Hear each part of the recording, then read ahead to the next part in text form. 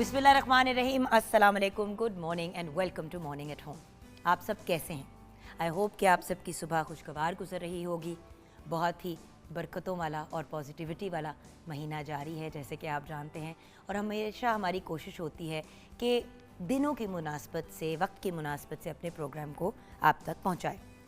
आज व्यूअर्स एक बड़ा इम्पॉर्टेंट टॉपिक आपके साथ डिस्कस करना चाहूँगी, जो मैं ऑब्ज़र्व कर रही हूँ कि हमारे माशरे में, हमारी सोसाइटी में बहुत ज़्यादा कॉमन हो गया है, और वो है पीठ पीछे बात करना, चुगली करना और झूठ बोलना।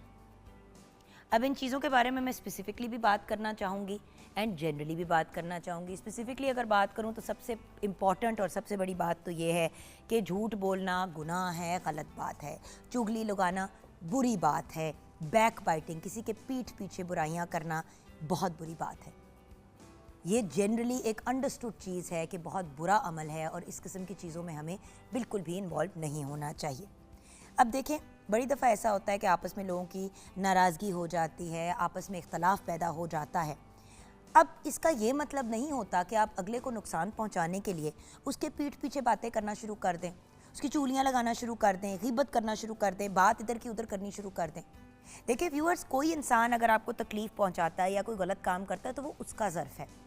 अगर वो आपके साथ कोई बुरी चीज़ करता है तो to be very honest viewers, वो अपनी ही आखिरत ख़राब कर रहा है और शायद अपनी ज़िंदगी भी। हम जब आगे से रिस्पॉन्स में कोई नेगेटिव अमल करते हैं, मैंने आपको कितनी दफ़ा कहा है व्यूअर्स कि अगर कोई इंसान आपसे लड़ाई कर रहा है, झगड़ा कर रहा है, आपसे बदतमीज़ियाँ कर रहा है, आप किनारा कशी कर लें रादर देन आप भी झगड़े में पड़ें। कोई इंसान चीख रहा है, दूसरा इंसान गुस्से में उसके मुंह पे थप्पड़ मार देता है, दोनों ही बुरे बन जाते हैं। लेकिन अगर एक इंसान बदतमीज़ी कर रहा है, गुस्ताखी कर रहा है और दूसरा बंदा जो है वो चुप हो जाता है या कुरारा कशी कर लेता है, तो उसमें बहुत ज़्यादा आपको लीवे मिल जाता है कि वो मसला जो है वो जल्दी हल हो जाएगा। आपको पता है कि जब बात बढ़ती चली जाती है तो वो फिर कैटापोल्ट करके एक बहुत बड़ा अजाब और प्रॉब्लम बन जाती है। बड़ी दफ़ा ये मेरे सामने पिछले दिनों एक चीज़ हुई कि दो बेस्ट फ्रेंड्स, बहुत ही करीबी दोस्त हैं, 24 घंटे एक दूसरे के साथ, हर चीज़ साथ करनी है, वटेवर, उनकी हो गई लड़ाई। अब आपस में लड़ाई, हमारे आगे से जानने वाले हैं, मतलब एक और ग्रुप है जिसका मैं हिस्सा हूँ उसके अंदर।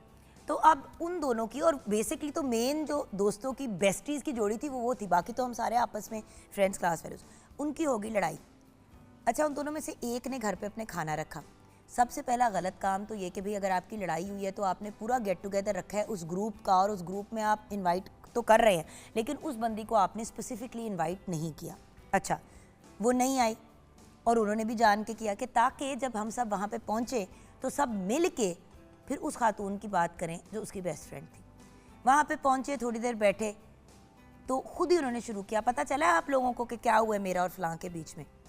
हम सब ने कहा हाँ इंशाल्लाह हो जाएगी लड़ाई ठीक, ऊंच नीच तो हो ही जाती है दोस्तों में। इतनी बात करके हम लोगों ने बात ख़त्म करने की कोशिश की, लेकिन उस खातून ने कोई एटलीस्ट आधा पौना घंटा कोशिश की कि किसी तरह हम में से कोई जो है वो, जो कहते हैं ना, हाथ पकड़ा दे या सिरा पकड़ा दे, ताकि वो उस इंसान के साथ एक बड़ी लंबी जो है वो कंप्लेंट की जो अपनी वो जो बांधनी थी तमीद, वो बांध सके। खैर किसी ने उस तरह से हाथ तो नहीं पकड़ाया। बाद में जब ये सारा मामला, मतलब हम लोग सब जा रहे थे तो एंड में मैंने उसको कहा कि ज़रा एक सेकंड साइड पे आए। उसने कहा हाँ क्या हुआ जोगन? मैंने कहा यार मैंने एक बात कहनी थी, बुरा ना मनाना, क्योंकि ऑब्वियसली सबके सामने उसकी तनकीद करना या उसको सबके सामने कहना कि गलत है, मेरा ख्याल से ये एक बुरा अमल है, इंसान को किनारा कशी करके ही बात करनी चाहिए। तो मैंने जाकर उससे कहा, मैंने कहा यार मुझे एक बात बताओ, तुम लोग इतने सालों से दोस्त हो, चलो लड़ाई हो गई, लड़ाई नहीं हुई, ख़त्म हो गई है दोस्ती। मैंने कहा अच्छा चले ठीक है, आपकी लड़ाई नहीं हुई, आपकी दोस्ती ख़त्म हो गई। तो मैंने कहा जितनी देर भी दोस्ती थी अच्छी दोस्ती थी। चुप हो गई। कहती है हाँ लेकिन वो ये मैंने कहा मैं ये नहीं जानना चाहती वो बुरा क्या करती थी, कुछ तो उसने अच्छा किया होगा। कहती है हाँ। मैंने कहा तो अगर उसने कुछ भी अच्छा किया है अपने ताल्लुक़ में आपके साथ, तो उसी को मद्देनज़र रख के बात को दरगुजर करो और ख़त्म कर दो। लड़ाई अगर आप लोगों की हुई हुई है, बेहतरीन बात तो ये कि दोस्ती कर लो। अगर दोस्ती नहीं हो सकती और एक्चुअली आप लोगों का ताल्लुक़ ख़त्म हो गया, तो पीठ पीछे उसके बारे में बात करना, उसकी ग़ीबत करना, उसकी बुराइयाँ करना। कहती मैं तो ऐसा कुछ नहीं करी थी, मैं तो सिर्फ फैक्ट्स बता रही थी कि क्या हुआ है।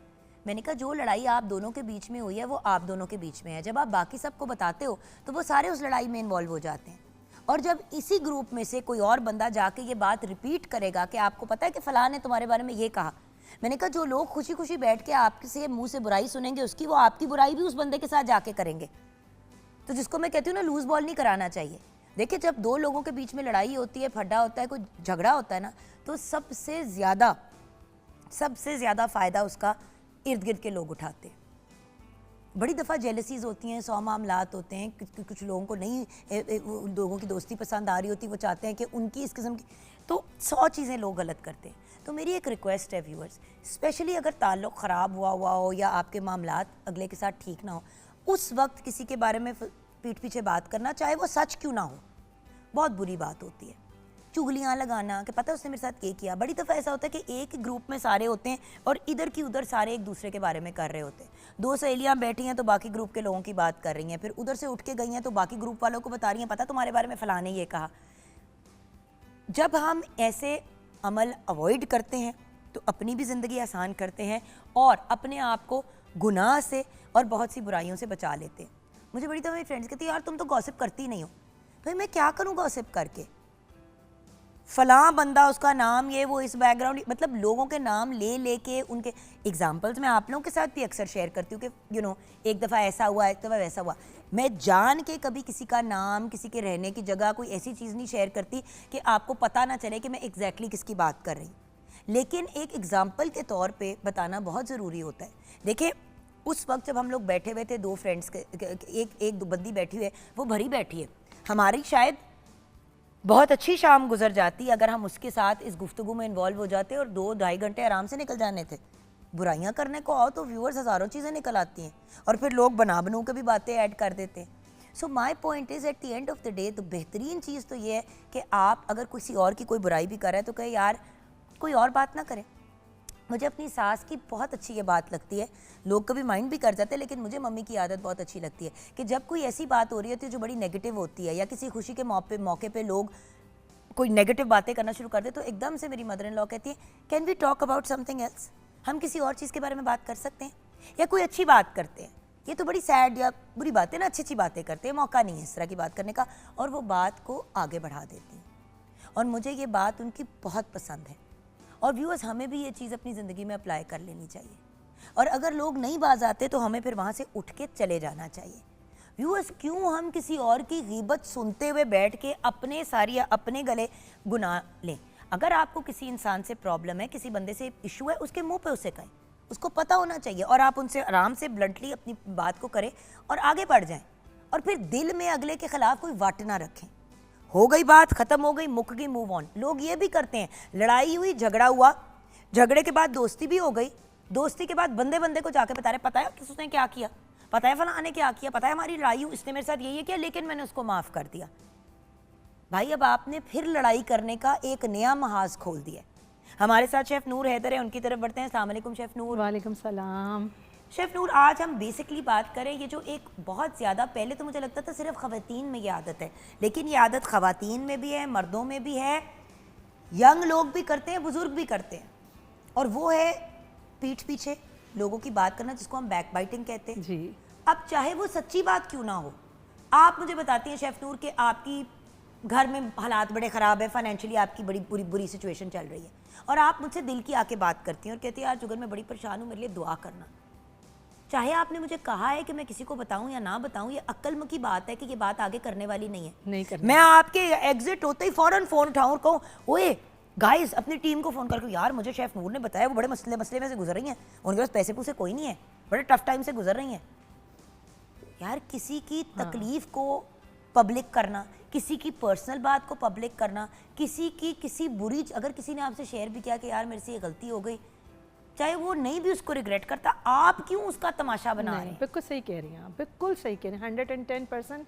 क्योंकि देखें, एक तो वैसे गुनाह भी है और दूसरी ये है कि आप अपनी तरफ से जो है ये एक गॉसिप करके, और ये आप जिसे कहते हैं ना कि आप दूसरे बंदे से कह के, और अगर एक बात हम एक बंदे से करेंगे तो वो बात पूरे ग्रुप में फैल जाएगी। भाई जान वही तो बात और है ना, अच्छी बात नहीं है। अब आप सोचें कि 2 फ्रेंड्स की लड़ाई हुई है, हाँ और वो पिछले, और मैं सबको यही कहूँ, मैंने कहा तुम लोगों को, क्योंकि वो जब बात कर रही थी ना, जब मैं बता रही थी कि मतलब वो अब अपनी फ्रेंड के बारे में बोलने की कोशिश कर रही है, 1-2 ने कोशिश भी की, हाँ वैसे ही मैंने कहा यार छोड़ दो, क्यों आप लड़ाई बढ़ा रहे हो। हाँ। बाद में जब वो गई है ना किचन में खाने वाने की चीज़ें करने के लिए, तो मैंने इनको कहा, मैंने कहा तुम लोग पागल हो, बल्कि मैंने सुलह कहा दो करानी चाहिए बातें, थी, हाँ एक जी। तो हमने ऐसा नहीं करना क्योंकि वो भी हमारी फ्रेंड है जिस हाँ तरह जी, ये फ्रेंड है। बिल्कुल। दूसरी बात ये, इतनी पुरानी दोस्त है, इंशाल्लाह इनकी दोस्ती हो जाएगी। बिल्कुल। तो अगर हम दोस्ती कराने वालों में से नहीं बन सकते तो कम से कम दुश्मनी कराने वालों में से तो ना बने। बिल्कुल सही कहा आपने। और देखिए हम क्या इतने बोरिंग और इतने डल लोग हो गए हैं कि लोगों के बारे में फजूल बातें करने के अलावा हमारे पास कुछ है ही नहीं। आप सोचे सोशल मीडिया पे, नहीं, बहुत आजकल गलत तो बात लोग सोशल मीडिया पे जी। पूरा लोगों का कहीं पे मसला बना, कहीं पे बात तलाक पे पहुंच गई, रिश्ता नहीं चल रहा, खवातीन अपने शौहरों के बारे में इतनी लंबी लंबी बातें कर देती है, मर्द हजरात अपनी बीवियों की चीजें सोशल मीडिया पे लगाना शुरू कर देते हैं, फैमिली मेंबर्स जो है वीडियोस बना के लगा रहे हैं। बिल्कुल आप सही कह रही हैं कि देखिए वैसे कहते हैं ना कि मियाँ बीवी एक दूसरे का लिबास है, तो आप अपनी ये बातें करके ना आप एक तो गुनाह भी कमा रहे हैं और दूसरा ये है कि आप अपने एक पर्सनल आपकी लाइफ है उसको आप डिस्कस करके और दुनिया को दिखा रहे हैं। ये बहुत ही गलत बात है, मैं तो यही कहूँ। मतलब भाई बहनों की आपस में लड़ाई हुई है, हो जाती है। हो जाती है। अब छोटी एज पे तो घर में लड़ाई होती है, माँ बाप ही संभाल ले। हाँ जी। बड़ी उम्र पे जब जाके, जिस तरह अब हमारी एजेस हैं, अगर भाई या बहन या किसी से झगड़ा हो जाता है, अगर वो झगड़ा होता है तो लोगों का काम ये होना चाहिए कि उनकी दोस्ती करा दें। अच्छा, अगर सुलह नहीं करवा सकते तो कम से कम जगह जगह बैठ के, अच्छा ऐसे लोग भी होते हैं कि वो आपसे भी, अब आपकी मेरी लड़ाई हुई है, आपसे भी आके पूरी कहानी सुनेंगे और आपको कहेंगे पता है जुगन आपके बारे में ये कह रही थी, मुझे आके मेरे से पूरी कहानी भी सुनेंगे और कहेंगे पता है शेफ नूर आपके बारे में ये कह रही थी। अब क्या हुआ, लड़ाई और बढ़ गई। अगर चांस भी था दोस्ती होने का तो नहीं हुआ। तो व्यूअर्स, हम तो यही कहेंगे कि देखें, क्यों अपने सिर गुनाह लेना है, क्यों लोगों के जिंदगियों के ऊपर से पर्दे उठाने हैं, क्यों आपने लोगों के बारे में बुरी बातें करनी है, क्यों लोगों के दुखों को बढ़ाना है उनको शेयर करके लोगों के साथ। ये सारी चीजें मजहबी तौर पे भी गलत है, एथिकली भी गलत है, ह्यूमन राइट्स के पॉइंट ऑफ व्यू से भी गलत है। बिल्कुल सही कह रही हैं आप, 110%। और देखें, जो लोग अपने घरों में ये चीजें करते हैं उनके बच्चे भी फिर यही चीज करते हैं। नेचर नहीं चेंज हो सकती। अगर आप झूठ बोलेंगे बच्चों के सामने और किसी की गिबत करेंगे और इस तरह के काम करेंगे तो बच्चे भी, जब उनकी लड़ाइयाँ होंगी, एग्जैक्ट यही काम बच्चे भी यही करते हैं, बच्चे भी बिल्कुल यही करते हैं। हम कोई बात भी करने लगेंगे ना तो मेरे हस्बैंड एकदम डांट देते हैं कि नहीं, हालांकि कोई ऐसी बात नहीं होती लेकिन फिर भी कहते हैं कि नहीं, किसी की बात नहीं करनी आपने। और वही वाली चीज़ है ना व्यूअर्स के, eight the end of the day हमने अपने आप अपनी इस्लाह करनी है। बिल्कुल। देखिए, मैं अपने बच्चों, अक्सर जैसे कि घर में फ़ोन आ जाता है, मेरी कोई सहेली मेरे से बात कर रही होती है, मैं जब फ़ोन पे बात कर रही हूँ, क्या आपके ख्याल से हसन जो 8 साल का है, नूर जो 4 साल की है, क्या वो सुन नहीं रहे, क्या वो देख नहीं रहे? आपको पता है पेरेंट्स अक्सर फ़ोन पे बात कर रहे होते हैं, बच्चे घूम रहे होते हैं। हमें तो जो फ़ोन पे भी बात कर रहे होते हैं 10 दफ़ा सोचना चाहिए। फ्रेंड से बंदा बेतकल्लुफ़ी में बात कर रहा होता है, कोई फजूल बात कह देता है, कोई गलत बात निकल जाती है मुंह से। अब बात यह है, आपको उन चीज़ों पे भी एहतियात करना है। तो जब आप पूरी गॉसिप करते हैं फ़ोन पे, हाय तुम्हें पता चला है फलां ने ये किया, उसके तो मियाँ का चक्कर चल रहा है और वो घर भी छोड़ के चली गई है, हाय बेचारी। अच्छा, कहने को आप अगले पे तरस खा रहे हैं, लेकिन आपने अपनी गॉसिप की चस जो है वो पूरी कर ली। हाँ। और ज़्यादातर लोग ये हरकतें करते हैं हसद में, जेलसी में या लड़ाई फड्डे में, बिल्कुल। जब उनको साड़ा होता है कि अगले का वासिया ये क्यों है। माशाल्लाह कहना चाहिए, माशाल्लाह कभी भी नहीं कहते कि अगर अल्लाह ताला ने उन्हें दिया तो माशाल्लाह तो कोई कहता ही नहीं है ना कि माशाल्लाह यार इन्हें दिया, अल्लाह ताला नसीब करे, नहीं कहते। हसद और जेलसी में कहते हैं। बिल्कुल सही कहते हैं। पिछले दिनों में पता चला कि हमारे एक जानने वालों में ना किसी ने घर खरीदा, 2 लोगों ने, अगर 10 लोगों को मेरे सामने पता चला कि घर होता है ना आपस में, वो पता उसका घर लिया, तो 2 लोगों ने घूम के कहा ज़ाहिर ही जब मियाँ हराम के कमाते हैं तो फिर घर इसी छोटी छोटी उम्रों पे ले ही लेते हैं लोग। मतलब किसी ने अपना घर खरीद लिया, उनको मुबारक देने के बजाय, और उनका मियाँ कोई ऐसा काम नहीं करता जिनकी ये बात हो रही थी। गलत बात। बस क्योंकि अपना मियाँ नहीं घर खरीद पाया या खुद नहीं वो अपने लिए घर खरीद पाई, तो मुझे जब एक ने कहा तो मुझे बुरा लगा, दूसरी ने उसकी हाँ में आम डाली। मैंने घूम के कहा मुझे एक बात पता है, अगर आपने अपना घर खरीदा होता और लोग ये शक कर रहे होते कि आपके मियाँ ने किसका हक मार के ये घर खरीदा है, तो आपको कितना बुरा लगता। नहीं मैं तो वैसे ही कह रही हूँ कि यार मतलब वो भी सैलरी पे है, वो भी सैलरी पे घर के। मैंने कहा शायद माँ बाप ने पैसे दिए हो, शायद उनके अपने कोई उसने अपना कोई जहेज की चीजें बेची हो, कुछ किया, क्या पता कि किसी ने कैसे लिया। माशाल्लाह कहें, अगले को मुबारकबाद दें, अगली की खुशी का हिस्सा बने। फिर लोग कहते हैं कि यार हमारी खुशियों में तो कोई शामिल नहीं होता। आप कितने लोगों की खुशियों में शामिल होते हैं? सो आई गेस हमारा पॉइंट शेफ नूर का भी, जुगन काजिम का भी एक ही पॉइंट है कि व्यूअर्स, रबीउल अव्वल का बाबरकत महीना जारी है, बरकतों वाला महीना है, पॉजिटिविटी का महीना है, हमारे नबी पाक सल्लल्लाहु अलैहि वसल्लम की आमद का ये माह मुबारक है। तो कोशिश करते हैं कि हमारे अंदर जो भी नेगेटिव चीज़ें हैं, अगर हमारी आदत है, अगर हर बंदे में कोई बुरी आदत होती है व्यूअर्स, जैसे गुस्सा मुझे बहुत ज़्यादा चढ़ जाता है, मैं भी कभी कभी इधर की उधर कर देती हूँ, फ़ौरन अपने आप को रोके, अपनी इस्लाह करें, अल्लाह ताला से माफ़ी मांगे और अगर हो सके तो उससे भी माफ़ी मांग ले जिसको आपने दुखाया है, और फिर कोशिश करें कि उस चीज़ को रिपीट ना करें। एक बात इधर की उधर नहीं करनी, मिसअंडरस्टैंडिंग्स नहीं क्रिएट करनी लोगों के बीच में, पीठ पीछे किसी के बारे में बात नहीं करनी, और बच्चों को भी छोटी उम्र में आदत डाले कि चुगलियाँ नहीं लगानी, मामा आपा ने ये कर दिया, मामा बाबा भैया ने ये कर दिया। थोड़ा सा बच्चों के अंदर भी ये चीज़ डाले कि हर बात पे चुगली नहीं लगानी, ये भी एक बुरी आदत होती है। सो इस टॉपिक पे मज़ीद तो हम आगे बात करेंगे ही, लेकिन अभी हमने ब्रेक की तरफ जाना है। ब्रेक के बाद जब वापस आएंगे तो शेफ़ नूर के किचन में मुलाकात होगी, आप हमारे साथ रहिएगा।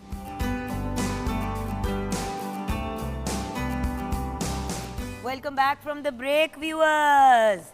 ये देखें, कभी मैं वहाँ बैठी होती हूँ, कभी मैं किचन में हांडी पका रही होती हूँ, बड़ी ही मैं एक मेहनती औरत हूँ। बिल्कुल। अच्छा, तो यहाँ पे कोई शक नहीं, कोई, और आप भी बहुत मेहनती हैं। मुझे ये बताइए कि ये मैं अभी क्या कर रही हूँ। हमने अभी प्याज डाला है, इसको हमने बिल्कुल ब्राउन नहीं करना, नरम करना है बटर चिकन के लिए, और साथ ही हम ये डाल देंगे जी काजू और दालचीनी, ज़ीरा और सब्ज़ इलायची। बिल्कुल सही, ठीक है जी, ये भी डाल दिया हमने, और साथ ही हमने लहसुन अदरक की पेस्ट भी डाल दी, क्योंकि आज हम बना रहे हैं बहुत ही मज़े की, बहुत ही लजीज बटर जी चिकन। जी ये टमाटर भी डाल। अच्छा, सारा कुछ एक साथ डाल जी देना है। जी जी। ये तो प्याज वगैरह इसमें ब्राउन श्राउन नहीं, ब्राउन नहीं करना, इसको हम ब्लेंड करेंगे, ब्लेंड करेंगे। अच्छा, बटर चिकन व्यूअर्स, मैंने बटर चिकन के बारे में आपको एक बात बतानी है। बटर चिकन एक्चुअली कोई टेक्निकली अगर आप बात करें तो कोई ऐसी रेसिपी नहीं है जो पाकिस्तान, टमाटो पेस्ट ये भी साथ ही डाल दें, जी सारा कुछ ही तो सिपा देता है जी। अभी अब देखिएगा इसका वन टेस्ट डिश। कितना। हाँ, अच्छा, सो बात ये है कि ये बेसिकली एक बड़ी पॉपुलर डिश है जो क्रिएट हुई थी इन यूके। इंग्लैंड में ये रेसिपी बड़ी पॉपुलर हुई। लंदन में आप किसी भी रेस्टोरेंट में जाएं, वो अगर कॉन्टिनेंटल हुआ या मिक्स कुजीन या फ्यूजन हुआ या देसी कुजीन पे गए तो बटर चिकन वहाँ पे ज़रूर होता है। जबकि ना इस साइड पे बॉर्डर के ना उस साइड पे बॉर्डर के बटर चिकन नुमा कोई चीज़ होती है। ये एक्चुअली इन्वेंट हुई थी क्योंकि ग्रेवीज और ये मसाला जात टाइप चीज़ें बहुत ज़्यादा लोग वहाँ पे पसंद करते थे, क्योंकि बहुत बड़ी कम्युनिटी वहाँ पे चली गई थी देसी लोगों की। तो जब साउथ एशियन कम्युनिटी बहुत ज़्यादा हो गई वहाँ पे, तो बटर चिकन नुमा एक चीज़ basically tikka masala type chicken होती थी। और उस टिक्का मसाला चिकन को पकाया जाता था मक्खन के साथ और क्रीम डाल के। और उसमें मक्खन और क्रीम इसलिए डाली गई, स्पेशली क्रीम और थोड़ी सी दही भी, ताकि उसका जो मिर्ची का एलिमेंट है ना, उसका जो तीखापन है वो कम हो जाए, ताकि वेस्टर्न जो लोग हैं उसको वो एंजॉय कर, तो नहीं वो खा सके मिर्ची लगे बगैर ना। ये मैं डाल रही हूँ तंदूरी मसाला। तंदूरी मसाला एक्चुअली तो बटर चिकन की बेस इस तंदूरी मसाला। अगर आपने कभी फॉर एग्जांपल तंदूरी चिकन भी तैयार की हुई, आपके पास लेफ्ट ओवर है, तो आप उससे भी ये मसाला तैयार करके बाद में आप उसमें बटर चिकन का मसाला करें। अच्छा, थोड़ा सा नरम करेंगे फिर हम इसको ब्लेंड कर लेंगे। चलिए अब हम रेसिपी की तरफ बढ़ते हैं। हाँ जी, बटर चिकन के लिए चाहिए जी, मैरिनेशन के लिए चाहिए हमें जी मुर्ग का गोश्त 1 किलो। मैंने लिया है जी चिकन थाई बोनलेस लिया है, ठीक है जी। वो ज़रा थोड़ा जूसी होता है, वो ड्राई नहीं होगा। और दही चाहिए हमें 1 कप, क्रीम चाहिए हमें आधा कप, लहसुन अदरक की पेस्ट 2 खाने के चम्मच, नींबू का रस 2 खाने के चम्मच, नमक 1 चाय का चम्मच, कश्मीरी मिर्च 1 चाय का चम्मच, गरम मसाला पाउडर आधा चाय का चम्मच, हल्दी 1 चाय का चम्मच। इसको हम मैरिनेट कर लेंगे। अगर आप ओवरनाइट कर लें तो सबसे ही बेस्ट बात है। हमेशा मैं आपको मैरिनेशन का टाइम ज़्यादा देती हूँ क्योंकि इसका अंदर तक टेंडर हो जाता है और बहुत ही अच्छा फ्लेवर आता है। ये हमारा, इसको फिर इसके बाद मैंने ना कोयले की स्मोक दे दी है। अच्छा जी, इसको पकाने के लिए घी चाहिए आधा कप, सब्ज इलायची 4 अदद। चीज़ में पकेगा इसी में पहले इसको हम ब्लेंड करेंगे, इसको फिर हम दोबारा से चिकन को डालेंगे और फिर जब ये थोड़ा कुक हो जाएगा फिर हम मसाला अपना डाल देंगे। ठीक है, तो हम चिकन को तो साथ साथ पका सकते हैं ना? नहीं, हम अब बस ये इसमें डाल दें। ठीक है, मैं डाल देती हूँ। अच्छा, और फिर हम इसी में डालेंगे। हाँ जी, आप तरीका अपना एक्सप्लेन। अच्छा जी, घी आधा कप चाहिए, सब्ज इलायची 4 अदद, सफ़ेद जीरा 1 चाय का चम्मच, दालचीनी 2 स्टिक, काजू 10 अदद, अदरक लहसुन की पेस्ट 2 चाय के चम्मच और तंदूरी अदरक लहसुन की पेस्ट 2 चाय के चम्मच, प्याज 2 अदद, टमाटर 4 अदद, तंदूरी मसाला 1.5 खाने का चम्मच, क्रीम आधा कप, मक्खन 3 खाने के चम्मच, कसूरी मेथी 1 खाने का चम्मच, हरा धनिया हस्बे ज़रूरत। हमने जी इसको मैरिनेट कर लिया था और चिकन को, ये मसाला 2 पोर्शंस में होगा, इसलिए मैं किसी डोंगे में इसको निकालूंगी। तो वहाँ से मुझे कोई डिश निकाल दें प्लीज़, क्योंकि ये हमने अगर एक साथ सारा करने की कोशिश की तो इश्यू बनेगा। ये हम इसमें डाल देते हैं। ठीक है, इसको पहले ब्लेंड तो कर लूँ ना। ये हमने अब ग्राइंड तैयार करना शुरू कर दिया है।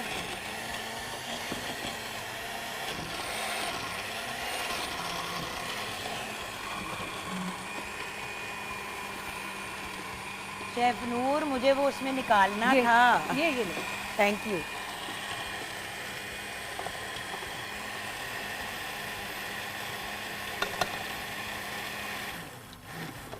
अच्छी सी हमने ये एक बटर चिकन की पेस्ट तैयार कर ली है और ये ले, इसमें डाल देंगे। हाँ जी, वो आपने एक्स्ट्रा पता नहीं क्यों घुमाया इतने बर्तन भांडे, बट चले। ये इसमें हम दोबारा ऑयल डाल देंगे थोड़ा सा। जी शेफ नूर, बताइए कि आप क्या कर रही हैं। हमने थोड़ा सा ऑयल डाला है इसमें और हम ये मैरिनेट किया हुआ चिकन डाल देंगे। जी, फिर और इसको अब हम कुक करेंगे थोड़ा सा ढक के, और उसके बाद हम ना अपना ये मसाला डालेंगे जब ये कुक हो जाएगा तो।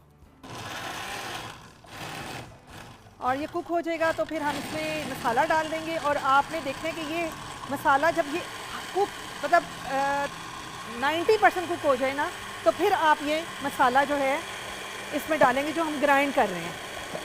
और उसके बाद मसाला डाल के पकाएंगे। जब मसाला हमारा पक के इसमें ऑयल छोड़ने लगेगा तो हम क्रीम, मक्खन, कसूरी मेथी और हम डाल देंगे जी इसमें धनिया, और फिर इसको डिश आउट करेंगे, थोड़ी सी डिज़ल करेंगे ऊपर क्रीम।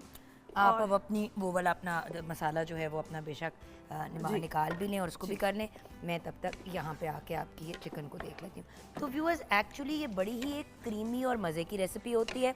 ट्रेडिशनली बटर चिकन या तो आप नान के साथ खाते हैं या फिर आप इसको खाते हैं विथ वाइट राइस। सबसे ज़्यादा पर्सनली अगर आप मेरे से पूछे तो मुझे, क्योंकि चावल वैसे ही बड़े पसंद है, तो वाइट राइस के साथ बेस्ट होता है। पेस्ट को आपने बहुत स्मूथ बनाना है जो पीछे शेफ नूर ग्राइंड कर रही हैं, बिकॉज जितना आप उसको अच्छे तरीके से ग्राइंड करेंगे उतना ही वो स्मूथ पेस्ट बनेगी और उतना ही मज़े का उसका सॉस बनेगा, क्योंकि बटर चिकन का बड़ा ही स्मूथ किस्म का सॉस होती है। बिल्कुल।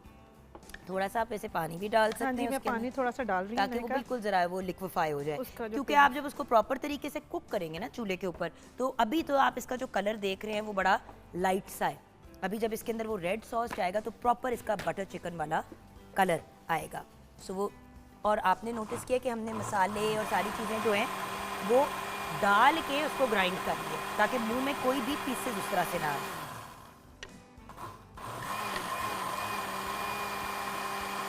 जी हाँ, तो यहाँ पे हम हो गया शेफ नूर जी। जी, तो यहाँ पे अब इसको हमने कितनी देर कुक करना है? जी, इतना कि ये तकरीबन कोई 60-70% कुक हो जाए। ठीक है। हाँ जी, इसको हम कवर कर देंगे ताकि ये गल भी जाए उसमें, क्योंकि मसाला डालेंगे तो उसमें तो सिर्फ 10 से 15 मिनट्स लगेंगे। 10 से 15 हाँ मिनट जी। लगेंगे।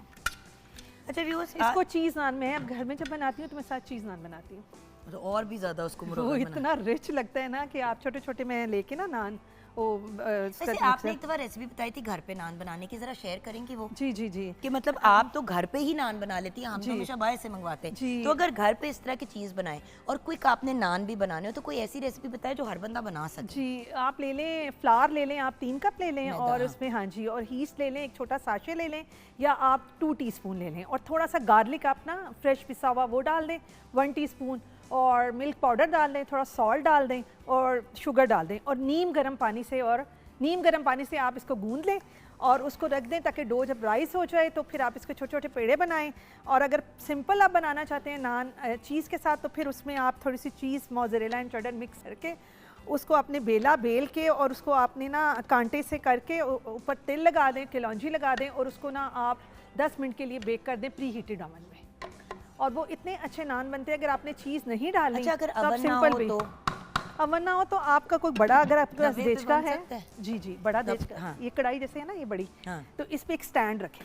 ठीक है। ठीक है, स्टैंड रख के, और उसके ऊपर आपके पास कोई बेकिंग डिश होगी, जैसे कि हम पिज़्ज़ा बनाते हैं, आप उसमें डाल दें और ऊपर से कवर कर दें, और बस स्टीम नहीं निकलनी चाहिए, और आपका ये इतना मज़े का, उसमें थोड़ा टाइम ज़्यादा लगता है, 20 मिनट्स लग जाएंगे, और बिल्कुल रेड भी हो जाएंगे वो, और पक भी जाएंगे। और अंडे की पुडिंग भी ऐसे बंदा बना सकता है बड़े आराम से, क्योंकि देखिए अक्सर लोग ये कहते हैं ना कि हमारे पास तो अवन है ही नहीं, और अवन हर बंदा अफोर्ड भी नहीं जी, करता, बिल्कुल। और अवन हो भी तो जब गैस का इशू होता है तो आपको पता है वैसे ही अवन नहीं काम करता। मैं अक्सर घर में, इलेक्ट्रिकल, हाँ जी, घर में इसी तरह ही कुकिंग कर लेती हूँ जब गैस नहीं तो होती इसी तरह आप इलेक्ट्रिकल इसको चूल्हे के ऊपर भी उस तरह से मैनेज कर सकते हैं, क्योंकि चूल्हे की हद तक तो आती है, बट आपको पता है कि अवन के लिए बहुत तेज़ गैस चाहिए होती जी। है।